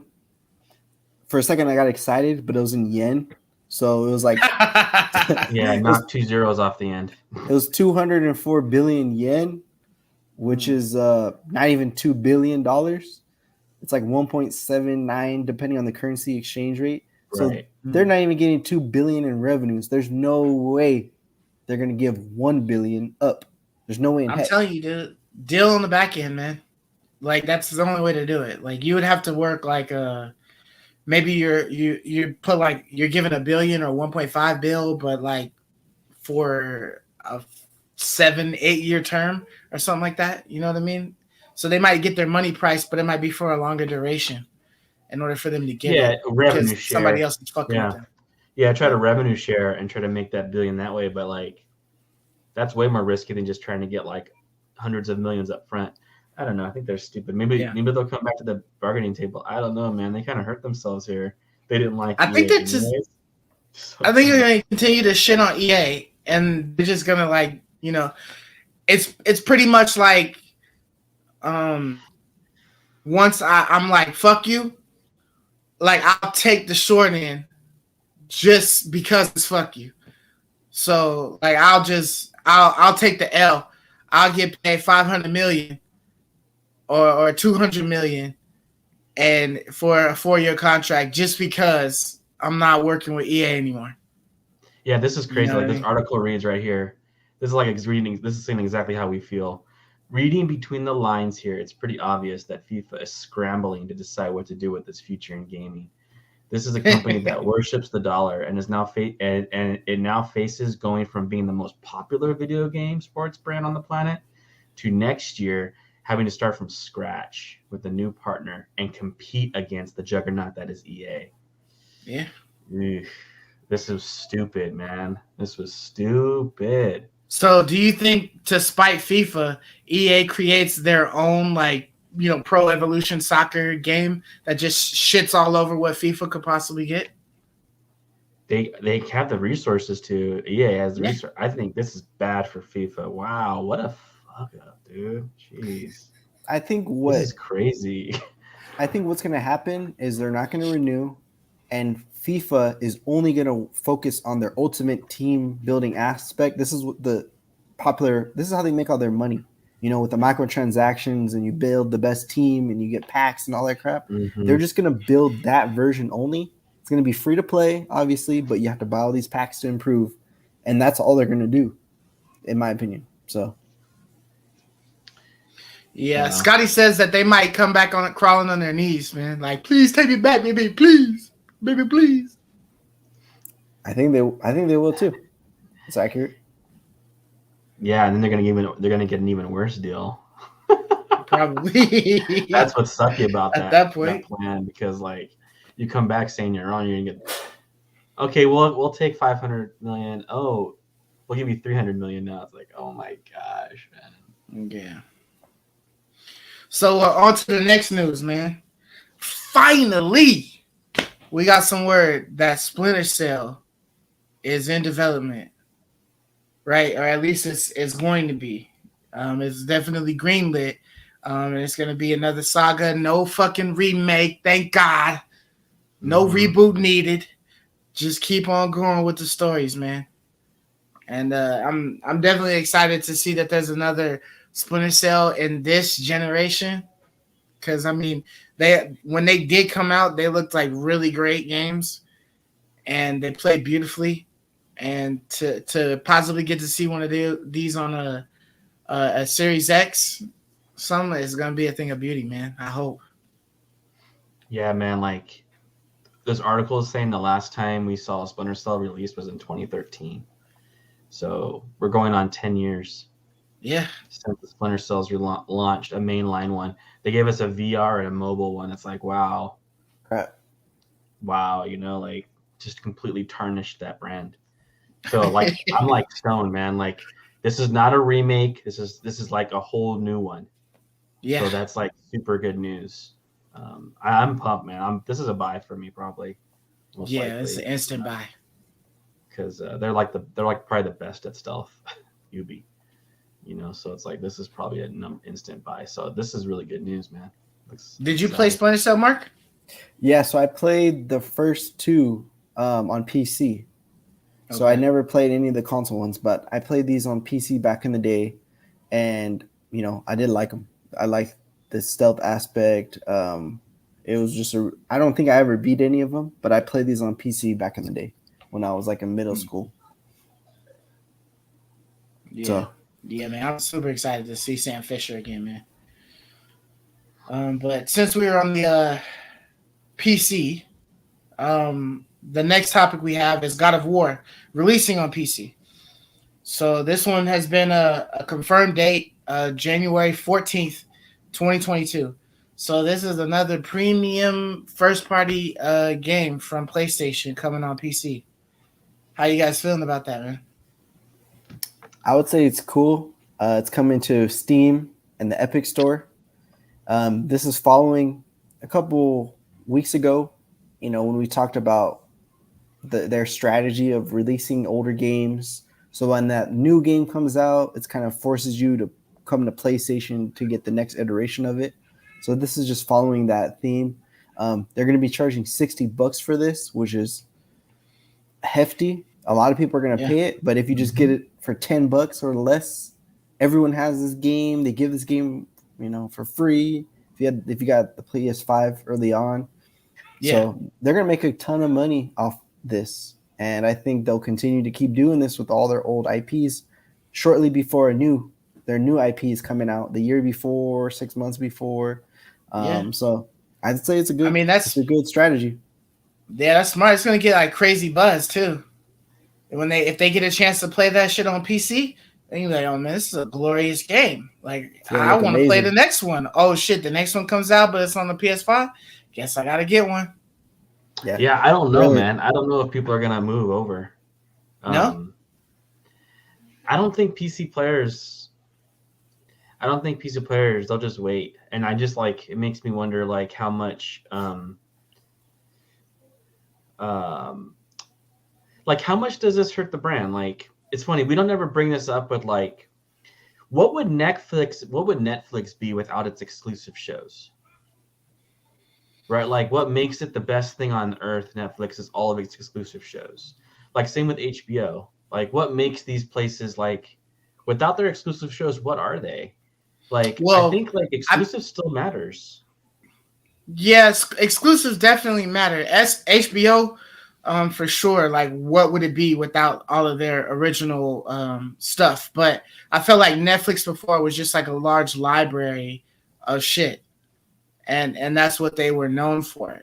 But they definitely changed the game when they decided to start making their own premium content. That's what makes you can them only get it on there. Like that changed how you that's look what at makes Netflix. them worth what they're worth. Right. Their exclusives is what makes them worth what they're worth, right? Like that's what's otherwise they would just get crushed by Disney. Like what would they be? Without their exclusives, like what would they be? They wouldn't be anything. Well, I mean, Disney doesn't have everything, but I know it's a lot of stuff that people are watching. They have all the big stuff, right? And if you're just streaming various movies, I mean, Disney could do that and you would have all Disney's exclusives, right? Like so I'm just saying like exclusive matters. And so I don't know how far Sony's gonna go with this, but one thing's for sure is we know that as of August this year, they sold 19.5 million copies of God of War, with basically 20 million copies, which is like insane. And you know that they've completely exhausted their PlayStation player base. Everyone has it. You either bought it or you were given it free. Like they've exhausted it. And now that they've completely exhausted that base, now they'll sell it on. Yeah, they'll start it again on PC. Which is like it's a great move to make money. I just wonder how much does it hurt the long-term platform when you are starting to get to the place where we've talked about this before, where you just know it's going to launch on PC in a few years. I don't think it's going to hurt at all. It was 2018 when this came out. You wait a couple of years and you'll get it on PC. Like, why buy a PS5? What will make a PC player buy a PS5? I think that's just a long gap. Go ahead. What are you saying? That gap is because it went from 2018 and then it's going to be at the beginning of 2022. So 3 to 4 years is a long time. I'm not saying the game's not relevant anymore, but that's a long enough. Like you're saying, they exhausted it to the point they gave it away. I think they can't do this with every game, but I think there is times when it's okay to do it and when it'll make, more hype around your next game, your next banger. I think it's still reinforcing their exclusives. I think it's still, it's bringing more customers, more hype. I don't know the percentage of players like you're saying. It's probably very low, but there's so many PC players out there that even though it's a small percent, it's still a decent chunk because there's tons of PC players out there internationally. So, with the scarcity of PlayStations, I don't know how many people are actually going to be able to get one and play the next, God of War. But I still think it's a good strategy, and people are going to pay $60 for this. I think it's a great short-term strategy. I'm just wondering about like how much will this water down the exclusivity game that Sony's built their base on, right? I don't know. I feel like Anthony is a huge fan of PlayStation because they're exclusives, right? Like it's become. But consider this: you could play the exclusives on PlayStation Now on your PC already. Yeah, I know. I just don't know how much that's hurting the PlayStation brand. Yeah. Is all I'm saying. I mean, I feel like the guys like us that have already purchased a PS5, if we have the option to get the game, we're just going to get it on the PS5. Like, what's the point in waiting to the PC? It's just those people that have already decided that they're not going to get a PS5. They just aren't going to get one, period.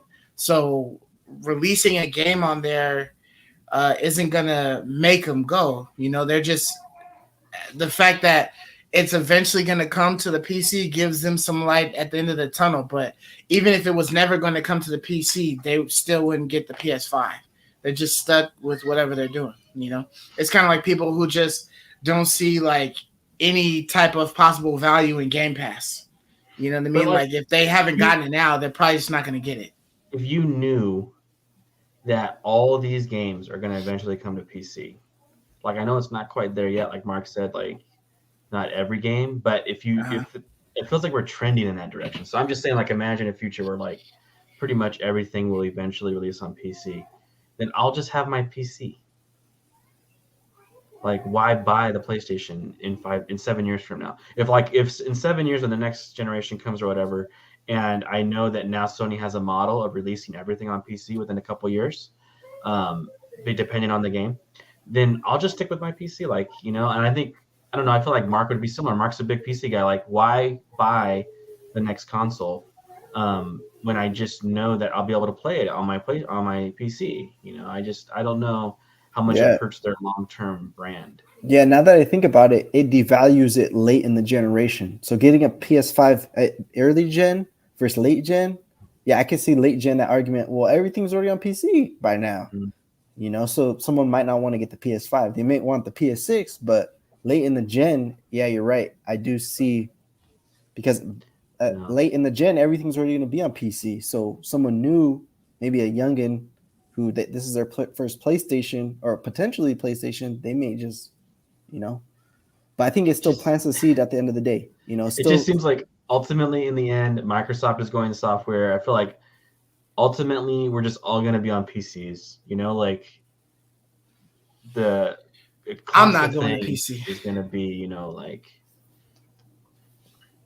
I just think at some point in time, these places will just become software companies and you just have PCs, but I don't want that. I like consoles, but I just don't know what the longevity goal is when everything's going to PC eventually. It just seems like that's the way everything's going. Yeah. But moving on to the next topic.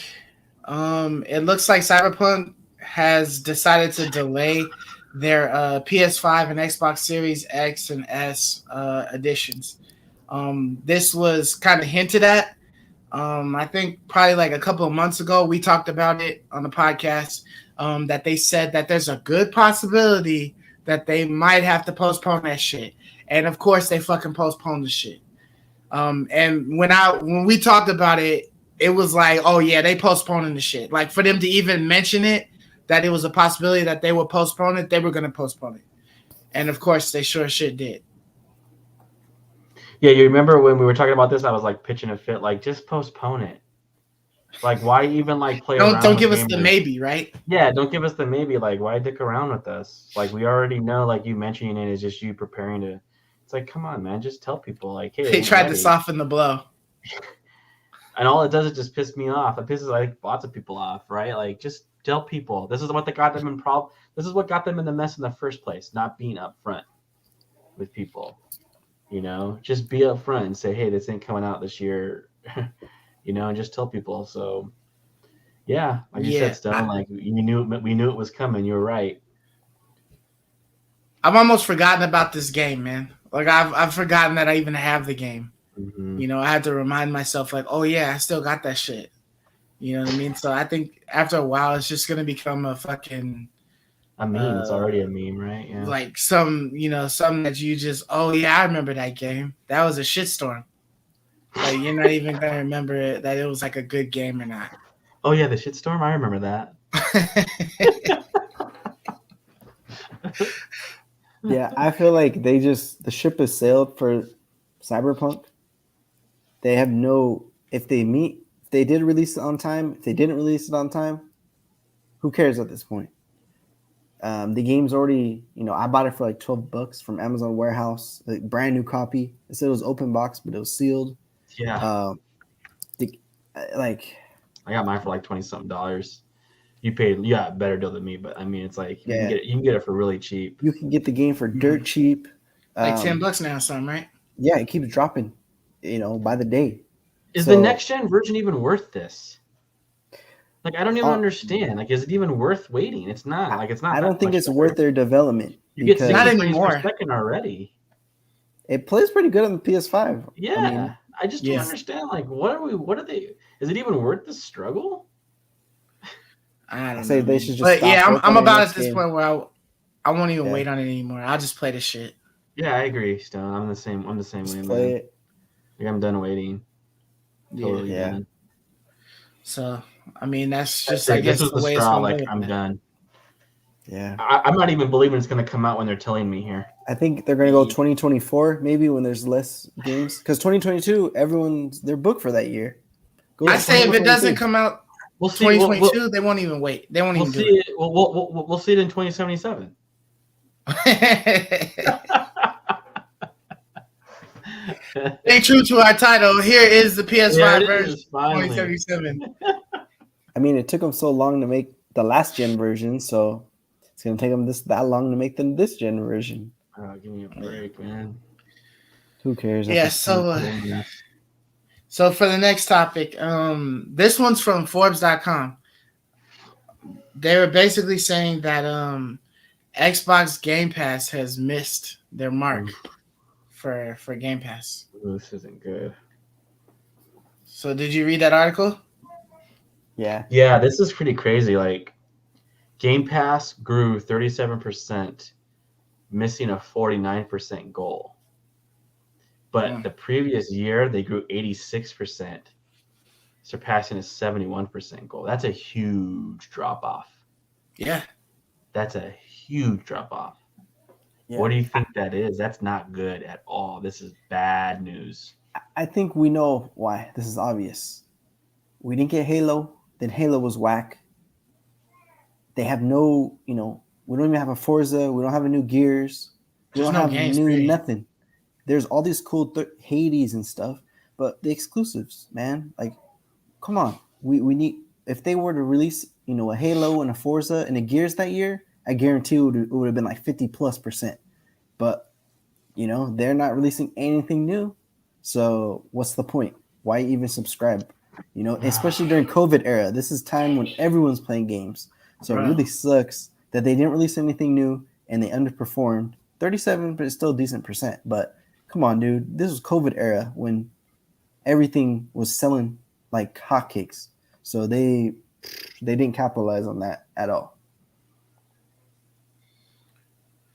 Yeah. As far as like the Game Pass goes, I do have Game Pass Ultimate, and I decided to get the bundle with the Xbox Series X when I got it last year.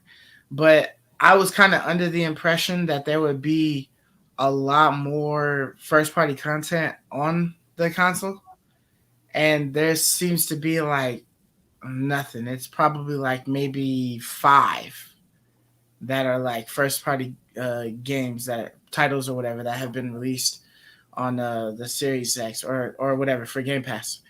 And so I'm feeling like if this even continues like mid next year, like by July or so, if it's still like this, I'm just gonna let my little 2-year pass like expire, and after that I won't even bother with Game Pass anymore. I'll probably just get my little one or 2 games that I want to play, that I can play with my father-in-law, and then call that shit a wrap. Because it's too expensive for them not to give you any first-party titles.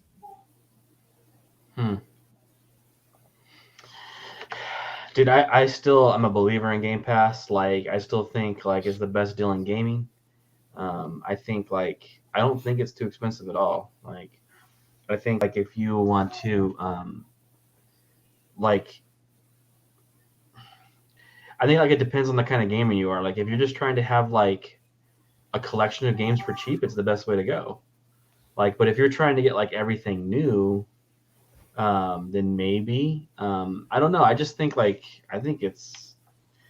don't know. For some reason, it's not selling. For some reason, it's not selling, and I think Mark is right. Like, I guess it's not having first party games, But they release incredible games every single month on that. Like Scarlet Nexus is a brand new game. Like they release incredible games on Game Pass like every month, even though they're not first party studio games. Like Back for Blood. yeah, Back for Blood. Like yeah, like if you just want to play games monthly, like if that's your goal, is just to play games monthly, like that is his hands down light years the best deal on planet Earth to just play games. Yeah, but if it's on PC as well, then what's what I mean? Like if I just buy the particular games that I want to play, let's say like maybe 3 games or 4 games out the year or whatever. You know what I mean? I can play those on PC. Like, what's the point in paying so much for the Game Pass? Like, that So shit I'm is like paying for what, the Game Pass right now. 150? I don't know what you mean. I'm just paying the monthly, but only for PC right now because I prefer on the PC more. I like right now it's easier to play on the laptop, so I'm just doing a PC Game Pass, and it's working out amazing. But I just feel like when they start releasing stuff like Starfield and all of these other Bethesda games, I think they'll start having a long-term like pull for people. But Ray is right, it's the best deal in gaming. Like for example, for me, $15 is what I pay for like World of Warcraft, or I could pay $10 and get a shit ton more games in World of Warcraft. So I think it is a good deal, in my opinion, compared to what I pay for MMOs that only get 1 game. So it is a good deal, but I just feel like when they release more games and when they get to all the countries, then they have their recipe. But it's going to take them a long time to get to that point. I think it's harder. I think it's harder for people like Godly and even me. Like I understand Godly's point, but I think it's from like a very unique perspective. Like because I have all the systems. Like I spend a good portion of my month playing, for instance, Deathloop. I spend a good portion of my month playing Metroid Dread. Like, when am I getting on my Xbox? Like, that's kind of like how I'm thinking, right? Like, I understand that perspective. Like, I totally get it because I'm kind of in a similar boat, right? It's like, so what am I getting? What am I doing with Game Pass when I'm spending time on all the consoles? But if you're just trying to play games, like, and you're not like that, like you and I, who are like trying to be, month to month, we're really trying to be on point, then Game Pass is so awesome. Like I can easily see myself, like if I wasn't trying to do that, just only owning an Xbox and that being basically it, and being completely and my entire gaming hobby is under for $10. Like my entire gaming hobby is under $10, and I get to play like a lot of the new games that release. Where y'all getting the $10 price at though? That's the console. The console Game Pass is $10.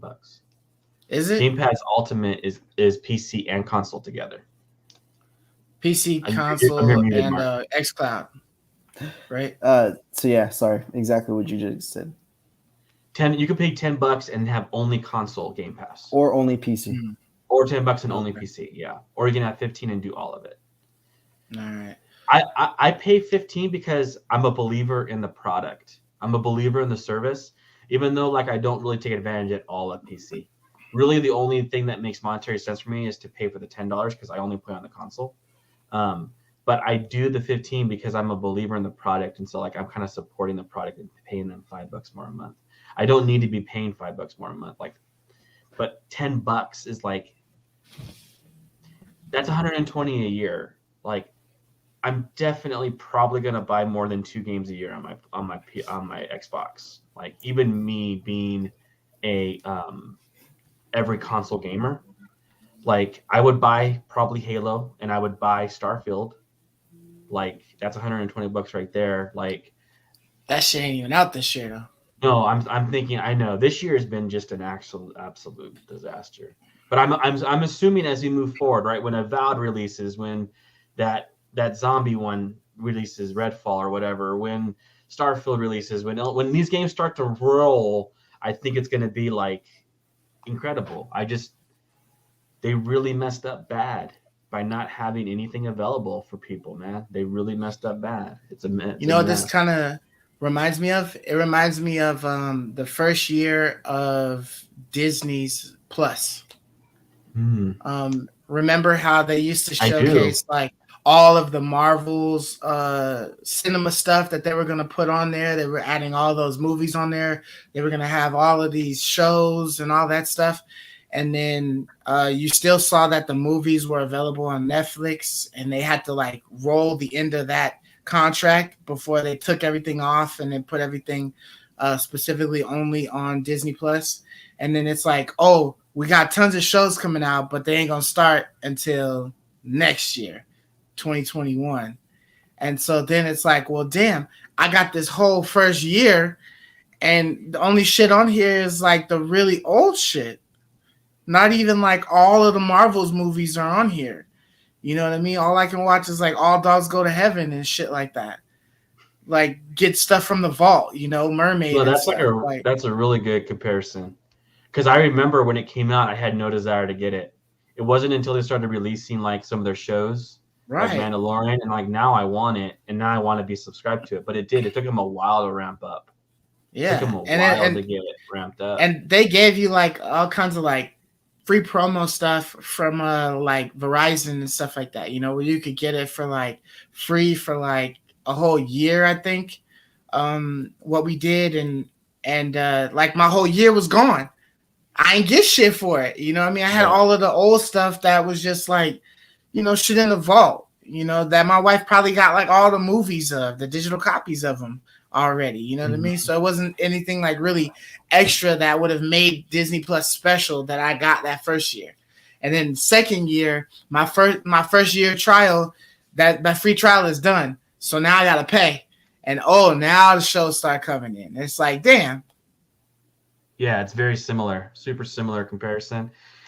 And so that's what I'm kind of holding out for. Like I'm hoping that once they start getting their exclusives flowing, we'll hopefully see it turn around. Because I'm a believer in this. I want Sony to do this. Like I want a lot of developers to start doing this kind of system. Like this is the way I want it to go.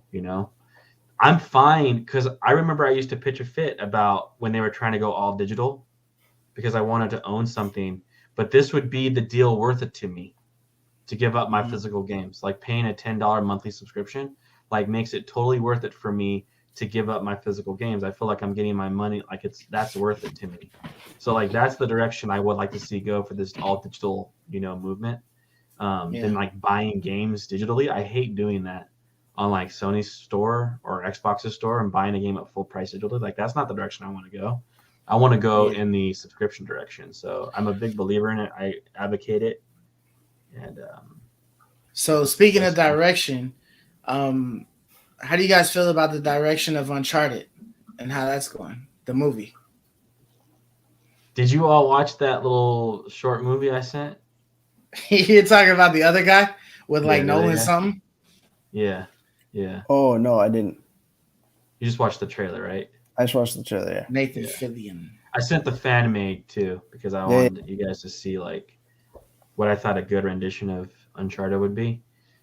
It's just fan made, so it's not like high production, but it's like that's kind of like how I envision, Uncharted. And I wasn't too happy with the trailer. It seems very Tomb Raider. Like the new Tomb Raiders that come out, it's like, yeah, maybe it's not like horrendous, but it's not good either. Like I don't see Nathan Drake and I don't see Sully at all in Mark Wahlberg or Tom Holland. Like even though they're good actors, I just don't see those characters in them the way they're playing them. Like you saw like there were so many funny memes, dude. So many funny memes on the comment section for Uncharted. They're like, oh, I really love this collaboration between Uncharted and Far From Home. Spider-Man Far From Home. Like, it was so funny, dude. Like, because it just felt like he was Spider-Man. It didn't feel like Nathan Drake. It felt like Spider-Man, Yeah, I definitely admit that the trailer should have had more, I guess, like, treasure hunting involved in it. It didn't seem like they added much, like, detail about what's like going on in the movie. You know what I mean? They showed like little snippets of stuff. I feel like they should have shown more of him like hunting for the stuff. I thought that scene with him uh, coming out of the plane, and then like waking up and then managing to like climb himself back up onto the plane while shit was falling out of the plane and then getting hit by a car. That definitely seemed like some Uncharted shit. Like, you know, some of the scenes are like extra, you know what I mean? And it's like, how the fuck did he even get out of that? You know, but it kind of reminded me a little bit of Fast and Furious. Yeah, dude. You know, they do like some outrageous shit, and the dude doesn't come, he isn't harmed at all through the whole thing.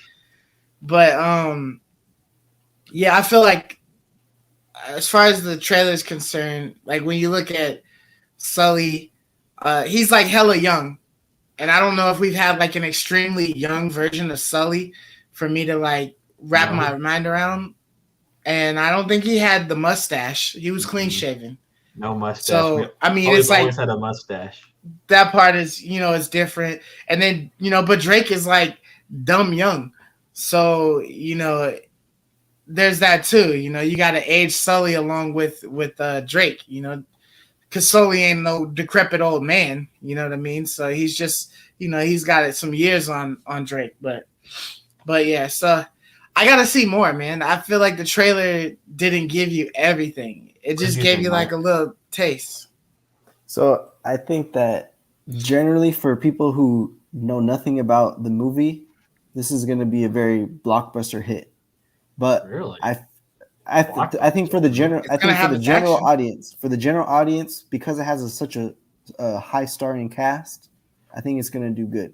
But the whole time, I feel like Mark Wahlberg, I think he would have been a better Nathan Drake. Yeah, like the whole time I was like, wait, who's like Drake? Yeah, I think Tom Holland would have been a better. You know how in wasn't there in Uncharted 4 a scene where when you're playing as like the kid, like when he was a kid?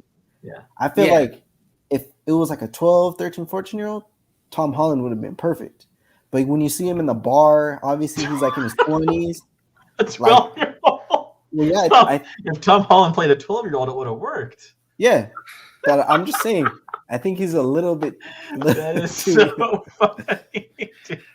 But now I understand what you're saying, Mark. I see what you're saying now. Dude, Marcus, I wanted to ask you this too, dude. Like, dude, even going young, right? Let's say they want to do the reboot, right? They want to give you the origin story. I still envision Nathan Drake being like a thief, like a scoundrel, like he's scrapping off the streets. You know, like him and his brothers were in prison and they escaped. A street rat. Yeah, a street rat. They just been surviving. I don't see him as this high, you know, society making a bartender. Like and he just kind of gets introduced into scoundreling. No, I see him like that's his character. That's his nature. It's about he's been trying to finesse his way to get by through life. Yeah, everything. Like everything is a finesse. Everything is like he doesn't care about you or anyone. It's about getting what he needs to get and what he wants to get. Like that's how I always envision him. And like I wasn't really getting that. Like even if you want to reboot it, that's more like what I would think Nathan Drake would be, like a scoundrel, you know, like a charming thief, you know, Aladdin. Like that's kind of like how I envision, you know, like a young Drake, not like the way they kind of portrayed him. Like okay, so hear me out on this. All right, so we originally, like the day before the trailer released was a leak of a trailer. I kind of feel like maybe they were forced to release that trailer as the official trailer. Like they had something set up and they were probably trying to like send it to people just to get their thoughts on it and see like how it you know how they received it. And then when the shit got leaked, they was just like, fuck it. We'll just throw that out there and then eventually we'll have like another trailer that will just be better than that one. You know what I mean? And it'll just be what it is. Dude, I think that's what happened, dude. They were forced to release it because of the leak. Yeah, because it seems like hella coincidental that it would be leaked and then right after you get the same exact trailer that was leaked and it's just in better quality. It was. Dude, what about like that one scene when the guy comes in speaking Scottish or whatever, and then Tom Holland goes, "What?" Like, does that humor deliver for you? Like, that just is like That was kind of really cheesy. forced. Yeah, cheesy humor. Yeah. Like, Yeah, I felt like that resembled a lot of Spider-Man. Like I could feel that coming. Yeah. You know what I mean? like it's just That's didn't like a feel joke. like. And yeah, like Mark said, like I'm talking from a person who's played every game, loved them. I know Nathan Drake. Like Godly knows, like we know these people. We know Sully. Like we Yeah, that's my remember he friend. has a mustache. Like we We know grew up that together. we've never seen a Sully without a mustache. And so maybe Yeah. for someone who's like never played it and knows nothing about it, and they just see it as like another Indiana Jones, maybe. But for me, it's just like this doesn't feel like a scoundrel. This doesn't feel like, you know, Hunter of Fortune. It just I don't know. I'm just like frustrated, man. Like it makes me not want to even go see it. I mean, I know I will, but it's just No, like, I'm gonna see damn, that shit. dude. Like, come on, what the hell is this? This isn't Uncharted. Yeah, I honestly, my opinion is I don't think you'll probably be ever to get over how you feel about Sully and Nathan Drake. So I don't know how you're gonna. Yeah, feel he ain't about like the that movie. combo from the top, But right? I'm not saying in the bad way. I'm saying that's valid. Yeah, You know, I yeah. never really had a problem with Tom Holland, but now I'm like, I don't know. You know, it's seeming too much of like just like a blockbuster, like a feel good. I think you're right about him. He should have been a little bit more like hustle, like a hustler kind of thing. He just seems like a clean cut, like, hey guys, you know, I'm working in a Yeah. bar and But that's what I'm saying. I think y'all didn't get the full concept. I think it's because they released that shit too early. He You're might right. have I think been so. in the middle of a job doing that bar thing, and then Sully peeped him and was like, "Why you here? You seem a little out of the Maybe he wasn't the even environment." 21. Maybe he had a Hey, fake Phil, ID. And I hope who you're knows? right. I hope you're right. I hope you're right, too. I don't have faith that they did what you're saying, because that would make too much sense. And so I know I just don't trust. I just feel like this is a focus grouped movie. They're just gonna, like Mark says, this is just a masses movie. They're not thinking about like being true necessarily to the source material. I think Like, they just got the I most think biggest names, popular people. They're like, it's gonna do good. Who cares about the Banger. players? You know, the players are whatever. They're gonna watch it no matter what. Let's attract the non-players. I think that's where they're going. I know, so that's what I hate, which is why my partner's like, you know what, forget it. I'm not going then. If you thought you were getting me anyways. And I learned my lesson in the World of Warcraft movie. The trailer looked meh. Star Wars. It's the same thing with Star That Wars. shit was The whole ass. point is like they know the fans are going to go no matter what. So how do we get non-fans, right? Like that's what they're doing, all dude. about that. It's all about that. Yeah. When I saw Marky Mark there, I was like, man, I like the actor. I like Marky Mark a lot because we have the same first name. I was like, dang it, I can't really like say how I feel about it because I like the actor. But anywho, You resonate with him too much, man. And then like you're right. You don't see that movie. The moment you see Mark Wahlberg and the way he's acting, like even his character, the way he's acting, feels more Drake. Yeah. Than Holland is. It's like, what? Yeah. So weird, man. That would have been interesting though to see Mark Wahlberg as Drake, and then Tom Holland play like the younger version of him. Way more sense, dude. I think would have been cool. But who would you get to play Sully though? Find Robert De Niro. I mean, somebody with the mustache. J.K. Simmons, dude. You know who? Hey, what's that actor that he was in there? He used to play like. Did he play Zorro or? Antonio Banderas. Yeah. What if that was Sully? I don't know. Nah, he could have a mustache. Sully wasn't Hispanic, was he? Hey man, he could grow a mustache. So. I guess you could change him whatever you want at this point. I don't know, man. But so let's move on to the next topic. This one's CD Projekt Red again. It looks like they have purchased a low, like underground developer. I guess Ambitious is the game. Mm-hmm. No, Ambitious is the company. Oh, right? Ambitious is the company. Yeah. Okay. So no. Yeah, so they acquired Ambitious. It's an ambitious game coming from this newly acquired studio. Yeah. Okay, my fault. I'm reading this article title from GameSpot all wrong. Yeah, I agree, Stone. When I first read it, I thought that the company was called Ambitious. Yeah, So it's I don't called the know. Molasses right? Flood. Yeah. Yeah, and the game is Molasses supposed Flood. to take place in either Cyberpunk or Witcher universe, and it's an ambitious title. So Wait, don't they have more universes in that? they just have Witcher and now Cyberpunk. That's it. That those are the only That's two it. that CD Projekt Red has worked on. Yeah, Cyberpunk was the newest one. They've been making Damn. Witcher since the beginning of their days, and then they This makes it pivoted. look worse that they fucked up on Cyberpunk like that. You got two worlds to work with, bro. Like you got two IPs, man. How you fuck that up? Yeah, I wasn't excited when I heard this because I was like, dude, you guys are still floundering with Cyberpunk. I'll just come back in a couple years, maybe 3 or 4, and we'll see how this game is. Because Money's on a Cyberpunk universe. I bet you that's what they're working on. I mean, they have a lot of good assets that people probably never experienced, so I'm sure they could just whip something up, and people are like, "Oh, this is something new." Third person? Yeah, third person Cyberpunk How VR. How ambitious can it be? VR. Like, CD Projekt Red didn't hand them the keys to the next Witcher, like Witcher 4. Like they're not doing that. The main team's doing that. So how ambitious can this game that they're making really be? This is like, my first thought is like a card game. It's going to be like just some kind of knockoff. But this is Well, they've been working on Gwent. This is the only thing that kind of perked my interest. They have 2 people from Rock Band and Guitar Hero. So they have developers from Rock Band and Guitar Hero paired with developers from Halo and BioShock. So that's like the most unusual combination I've ever heard in my life. Yeah, I mean, BioShock and Halo, basket. okay. But now you're recruiting people from Guitar Hero and Rock Band? Is this going to be like a rhythm game? Are we going to be like in the clubs and Cyberpunk? That's what I'm saying, like a card game, like some kind of like tertiary game, not like the main thing. You might be a bard. Yeah, you could be a bard in Witcher. Ooh, you ready to buy that? That sounds dope. You guys ever hear the heavy metal? Throw your cash down for that? If it's free on the phone.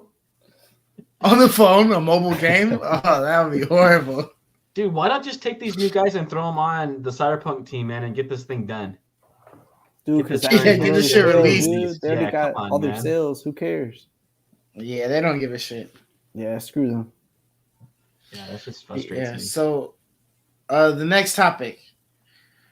Yeah, you got the Grand Theft Auto Trilogy. They showed like a trailer of it. Ooh, and I have to say, like, by far, man, like, at first, right, when I thought of the GTA trilogy, I thought that the detail was going to be, like, down here. And then I realized that it was definitely way below that shit. I thought this shit looked straight ass, bro.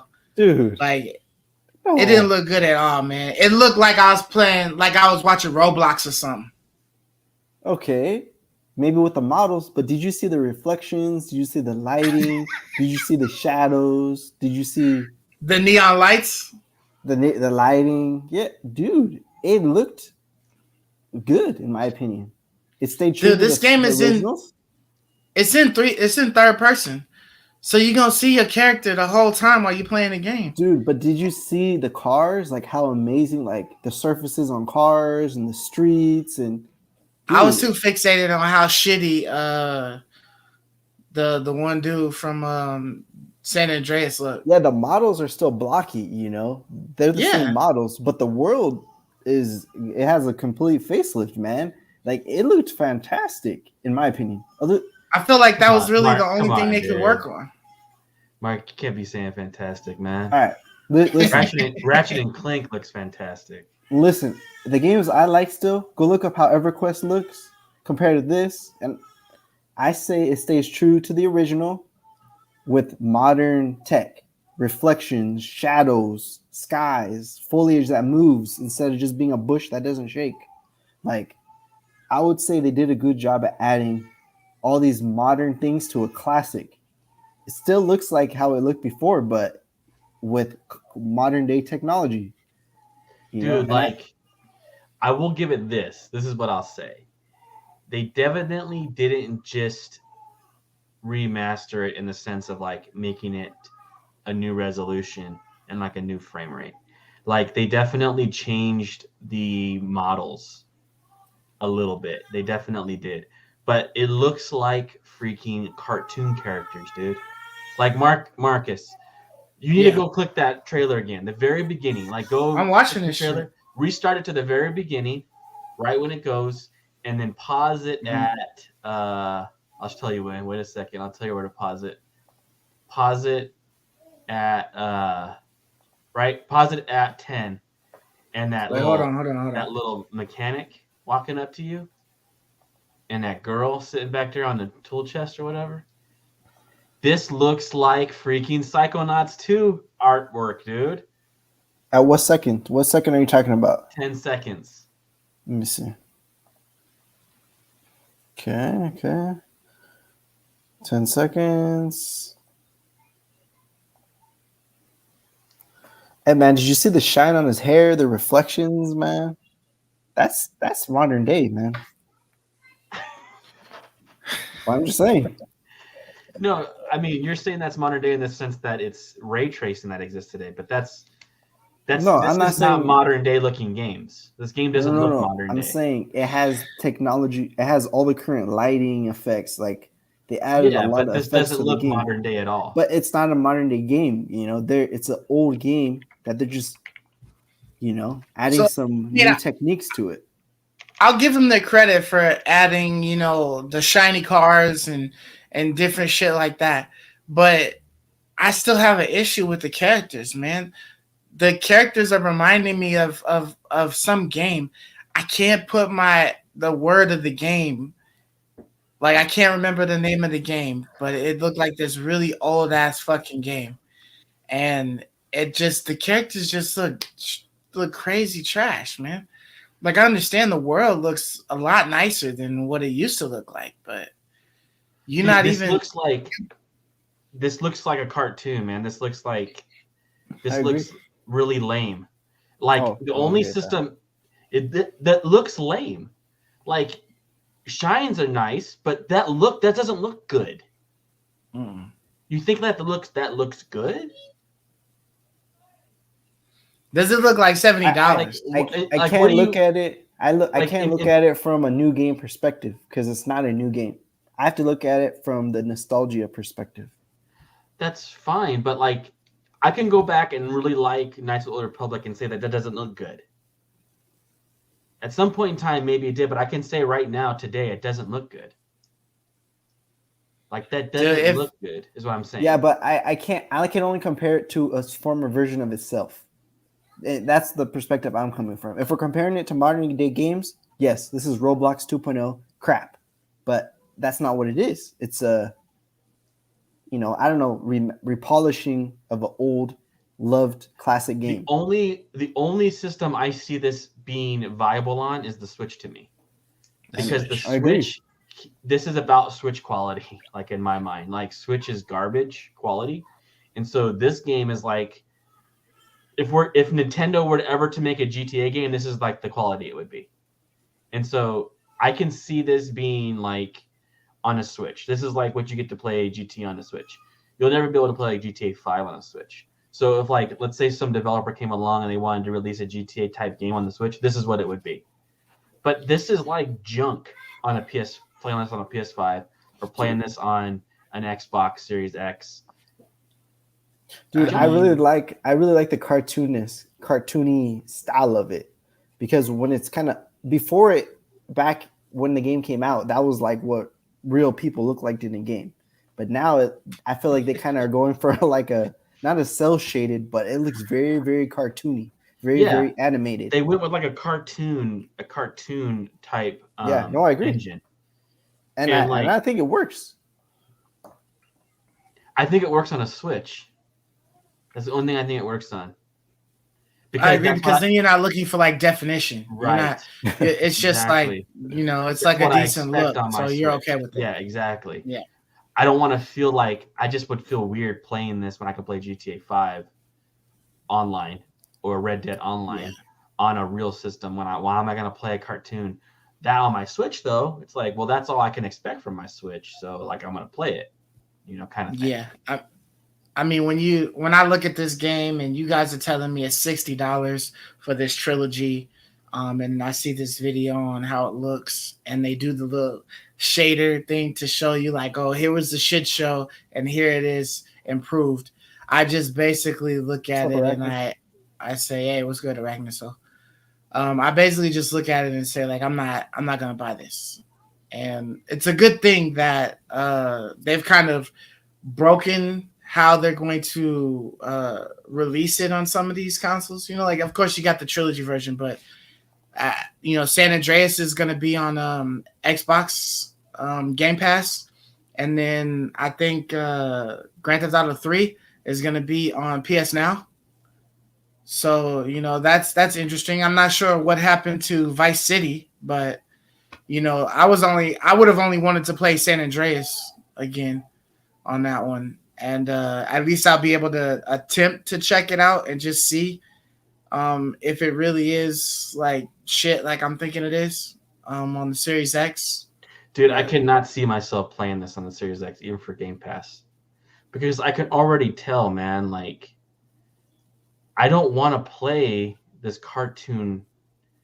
Like I need to see a little bit PC more for like sure. how the world looks. I mean, I just can't see myself playing this game. Like I said, on a handheld device that's not meant to be pumping out like, if this was like on a handheld, like so a Switch, then I can see myself playing something like this maybe. Because I'd be like, wow, that's a pretty good game for a Switch. But I can't see myself playing this on my Series X, dude. No way, no how. And I don't like how they force you to buy all three. Why can't they make it like $20 each? So like if you only want to buy one, you can spend $20 on one. Like I don't like that because these are really long, massive games. Like there's no way if I bought this, there's no way that I'm beating all three of these games like anytime soon if I was even going to play it. Like why couldn't they let people like buy one at a time? Like and I don't know. It just like frustrates me on the pricing too. Like $60 for the whole thing. When good luck beating them all, like no. Or even if you didn't want them all. Yeah, if you didn't want them all. Like, what if I only want San Andreas, Like, or what if I only want the one I haven't played yet? Like I can't even do that. Like that would be more enticing to me. And maybe I would spend $20 and buy a Switch version of one of these games. But like I have what are they marketing for the PC games? That they wouldn't care about the resolution. That just they're on PC in general. Because it's the first time they're on PC. Why, yeah, I agree, Mark. It's like why would a PC gamer, as I guess reckoning, why would a PC gamer not care what their game looks like? That's weird to me. All I hear from PC gamers is how everything looks better. It's how everything looks better. Yeah, that's always. So that would be interesting to see if that's how they look at it. All of a sudden they don't care. But the thing is, it never released on PC, so that's why it's like. Okay, so just because it's available on PC, they won't give a shit how it looks. It's just it's the available. Same reason, like when God of War or Horizon comes to PC, people are gonna gobble it up. Yeah, but that shit's gonna look immaculate. Yeah, but it looked fantastic on the PlayStation. That's a brand new modern game. Yeah. Hey, see, what Arachnid is saying, that's what I was saying before he even came. Like, I don't mind the graphics. I think they look good. The shading, the lighting, the foliage effects. I think it looks, good in my opinion. Not comparing to current days games coming out in 2021, but I just mean in general, comparing it to its former version of itself. I think it looks pretty good. I like the style that they went with, but I think it's going to sell probably the best on the Switch. Well, like that's why like I appreciate that they did something to it rather than just making it a remaster. Like they actually did something. Right. They made it look different. So they took some time to do something to it. I'm still with Brahms though. Nothing new. Like I think it just looks really bad. And it's like, yeah, when I was a kid, I thought, the flute sounded good. Right. But now that I'm older and I have more like taste, I'd rather listen to something more refined, and I can easily say that's not good. Like just because like, it's better than like it's something bad that's made, a little bit more modern doesn't now all of a sudden make it good. Like I can objectively point and say that looks bad, Even if it's Yeah, updated, but it's a I can still classic say it though. looks bad. Like let's say the Ford Model T, the specs in current day specs are not, it has like a couple horsepower, it's inefficient, it's clunky. Back in the day, that was the best as it got. You can't say it's a bad car. When it came out, it was amazing. If you look at it now, you appreciate it. it. I can say it's bad. Now you appreciate for what it is. No, now I say it's bad. Like if they re-released the Model T and they added power windows, and seat warmers, they do a couple modern things to it, I can still say, no, that's a bad car compared to what's sitting in my driveway right now. Yeah, I didn't think about that though. Adding mods on PC, they might be able to change the way the whole game looks with some mods. Like if you're saying it's good compared to what it was, I would maybe use the word better. Like it's better than what it was. That's true. It's a better. Yeah, that's what I said before. It's a better version of its previous self. You have to compare it to what it was. It's a better version than its previous self, but it still looks bad. Like we are always raising our tastes to where we're currently at. Like with that's technology. Normal. Yeah, that's normal. So it's like I can say a movie's I liked in the 90s, wow, that looks bad. I can say that now. But it's still a banger movie. It's still a classic movie. Yeah, and it can still be a classic movie. That's fine. I'm just saying I can look at this and say that with objectivity, that's bad. That looks bad. That doesn't look good. It does. Yeah. It just looks you're bad, right. Comparing it to current standards, it's not up to par. It's a better version of its previous self, but it misses the mark. It's not a GTA 5. Doesn't look as good as GTA 4. Right. Not even GTA 4, right? Yeah, exactly. Yeah. So it doesn't look as good as those, but because of how popular these games are, I'm still amazed at GTA 5 after 7-8 years on Twitch. It's always in the top 2-3 games streamed. Like this game, these have cult followings, so I think they're banking on that straight up. They knew we only have to do so much. We're going to sell tons of this. We'll bundle them together. People are going to buy them. So I think this is half cash grab / half, they have so many fans. Let's just put a half-baked product. We don't need to remaster these. We could just remake them and print them out, I'm just saying, like, I would feel a lot more comfortable, like I said before, if they parsed these out. Like, rather than selling it to me like it's a AAA priced game, Like, if they parsed them out as, like, individual things, And you're right. I have a feeling they might eventually get there. A year from now, they're probably going to do that. After everyone buys it, they're like, let's get all the stragglers. Let's sell them one by one. I wouldn't be surprised if a couple of years, a couple of these are on Game Pass, Yeah. Because I think this would be great on a Switch, honestly. Like one of these, buying one of them. Just buy one to get like a GTA experience on the go. Like I think is fine. I think that's fine. I don't expect that much from my Switch. But I expect a lot more on my PC and a lot more on my consoles. Yeah. But I'm curious, like Racken was saying, with the mods, that should be interesting. Yeah. But for the next topic, looks like there's a new state of play coming up for PlayStation.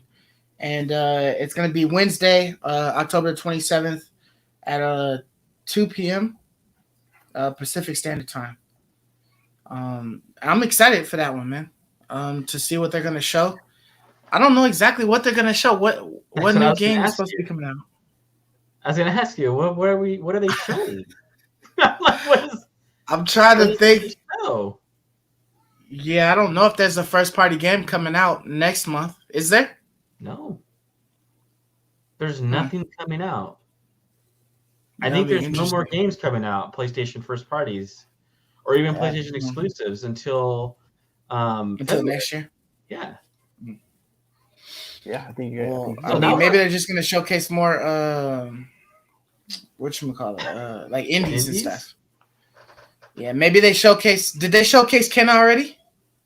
Ken has launched already, man. Like, why are they going to? Yeah, but the physical comes out next month. 2 directs ago. Maybe. Nah, they already. Remember when we saw like them go into their hometown with all the music producers and all that stuff? Oh yeah, you're right. We did get that one. They're like banging on the drums and stuff. Yeah, the drums.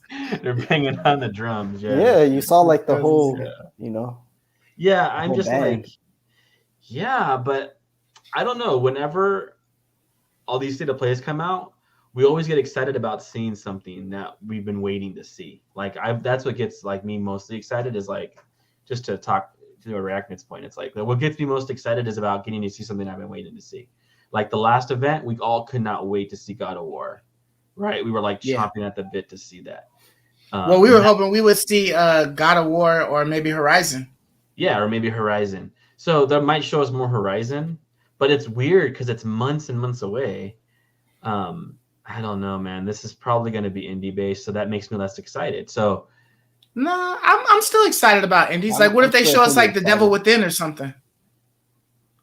Or I think that's what the one was. That cool little game. I just said I'm not as excited for it. I'm not as excited. I'm just not. I mean, how can I possibly be excited? You know, as like more Uncharted, getting to see a God of War. You know, like I don't see how I can be more excited, just as excited for indies. Like this is less exciting to me. I think it'll definitely be something to watch. So, which is why I was hoping. Yeah, definitely gonna watch it. Which is why I was hoping I came here and you guys would fill me in on something I'm forgetting. I'm like, oh yeah, now I'm pumped. Another game. I'm not pumped. Like I'm gonna watch it. Of course I'm gonna watch it. I'm just not. Yeah. Like what are they gonna show? They have nothing left. They've blown the load, man. They got nothing left in the chamber. They're shooting blanks. For sure. But I mean, maybe they just it'd be cool if they give us a little something special because didn't we hear like last podcast, right? Didn't we talk about PlayStation Plus having some extra games added on? Oh yeah, you're right. To celebrate with the PSVR, right? Happy birthday anniversary thingy. Maybe they show new PSVR games or something. Oh, I hope this isn't PSVR. That makes me even less excited. Please no PSVR. I'm ready for it. Yeah, the only person here at the table who's happy for that is Marcus, dude. Hey man, I'm excited for it too. Yeah, but that's it. Yeah, that's it for all the topics we had. But I did have one more for you guys. A question for you guys. Did you guys see the Pokemon little video that had popped up like a couple of days ago? It was like a guy searching through like the wilderness or whatever, and then he came across a Pokemon and he got like scared off or something, and it was pretty much like this tape, and it was like all blacked out, static, like you could barely see in it. Did you guys ever see that one? Mm-mm. Okay, they have released it like 2 days ago, and then yesterday they finally released, like they called it recovered footage for the first time, and then the second time they put mystery restored or something like that. Yeah, restored footage or something like that. Wasn't that for the Pokemon Legends? It was like Pokemon. It was for Legends Arceus or whatever. Oh yeah. I heard a little bit about that. I'm looking at it right now. Yeah, I thought it was actually dope. Sure. Is this? It was like 2 minutes. Is this just them revealing a new Pokemon? I think so, but it was like, so the way they did it, I thought it was really cool because it was really good, like graphics, like CG type shit or whatever. And then, you're kind of hearing this guy talking talking about some of the stuff that's coming across the screen, supposedly that he's seeing and capturing on film. And then he keeps hiking, and then he gets to the top and he's like, oh, there's this pretty Pokemon over here. That one looks different. It almost reminds me of like a Growlithe or something else or whatever. Mm-hmm. It's not a Vulpix. And then all of a sudden something comes out of the woods, and then he's like, he runs off or whatever and drops the camera. And then for them to drop it again, but with the refinished footage, the recovered footage, I thought that was pretty sick. Like a pretty sick way of introducing like a Hisui region Pokemon or whatever. I thought that was creative. I wanted to ask you guys like what you guys thought about it, but it looks like you guys haven't seen it. Yeah, so I'm gonna have to follow up on this more, but I'm hyped for Pokemon Legends to come out. And Arachnid, he's 100% right. They need to lean in with Pokemon, make a Pokemon MMO. I'm just kidding, but they need to definitely leverage Pokemon better.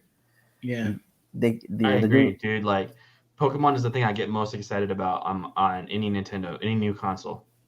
Like honestly, 100%. like it's so awesome that like I'd buy a Switch. Like if I didn't have a Switch, like I'd buy it just for Arceus. Like that's so much like I like Pokemon. Like I wish they would do more Pokemon games for sure. Like and more things in the world of Pokemon because I would buy those. That's like their one really, in my opinion, way more than Mario and other things. Like that's the one thing that's like so awesome to me that they have. yeah. 100%. I mean, eventually, I'm gonna try to see if there's a way that I can put some of these videos and stuff like that on the screen so I can pull them up for you guys. So you guys can see without like blowing any kind of I see. copyright laws or anything like that. But if you guys get a chance, Arachnid or anybody else who's watching, check out the video. You can go to the Pokemon Company YouTube channel and peep out the two different versions. You can see the first one just to see what I was talking about, and then see the second one when they gave you the finished stuff. It was kind of cool because when you look at one, they show you a whole bunch of different related videos, and it was just people like trying to break down like, oh, what happened, and slowing shit down and trying to see in between the cracks of the fuzziness to peep what was out there on the video, and then to see what actually was and see if they were right is pretty cool. But cool. Yeah, so I mean, I guess that's it. That's all we got for you guys this week. Appreciate everybody for stopping in and showing love. Arachnid, Godly, I'm Godly. Anthony. Yeah, Scotty. Yeah, Squid. Anybody else is out there. Appreciate all you guys. Yeah, I've been following Temtem quite a bit, so I definitely want to get that at some point. And Arachnid, I do like Resident Evil 7 Biohazard a lot. I love that game. Oh yeah, that's great. I would love. I gotta play that one in VR. I would love to try that in VR because you're right. That game would be an experience in VR for sure. Well, that's what I was saying before. Like when they start releasing these AAA games in the VR, that's when VR becomes, viable. I just don't think like it's viable. Yeah, for sure. But so that's all we got for you guys. I guess until next week, we gonna see. We gotta talk about it. The group, and see if we're gonna do any of these lives anymore, like during the week, or if we just gonna keep it on a Friday or whatever. But we will keep you guys informed and let you know. So until next week, we'll catch you guys later. Deuces. Peace. See ya. Let's see if I can get that video. There you go. I love you, me.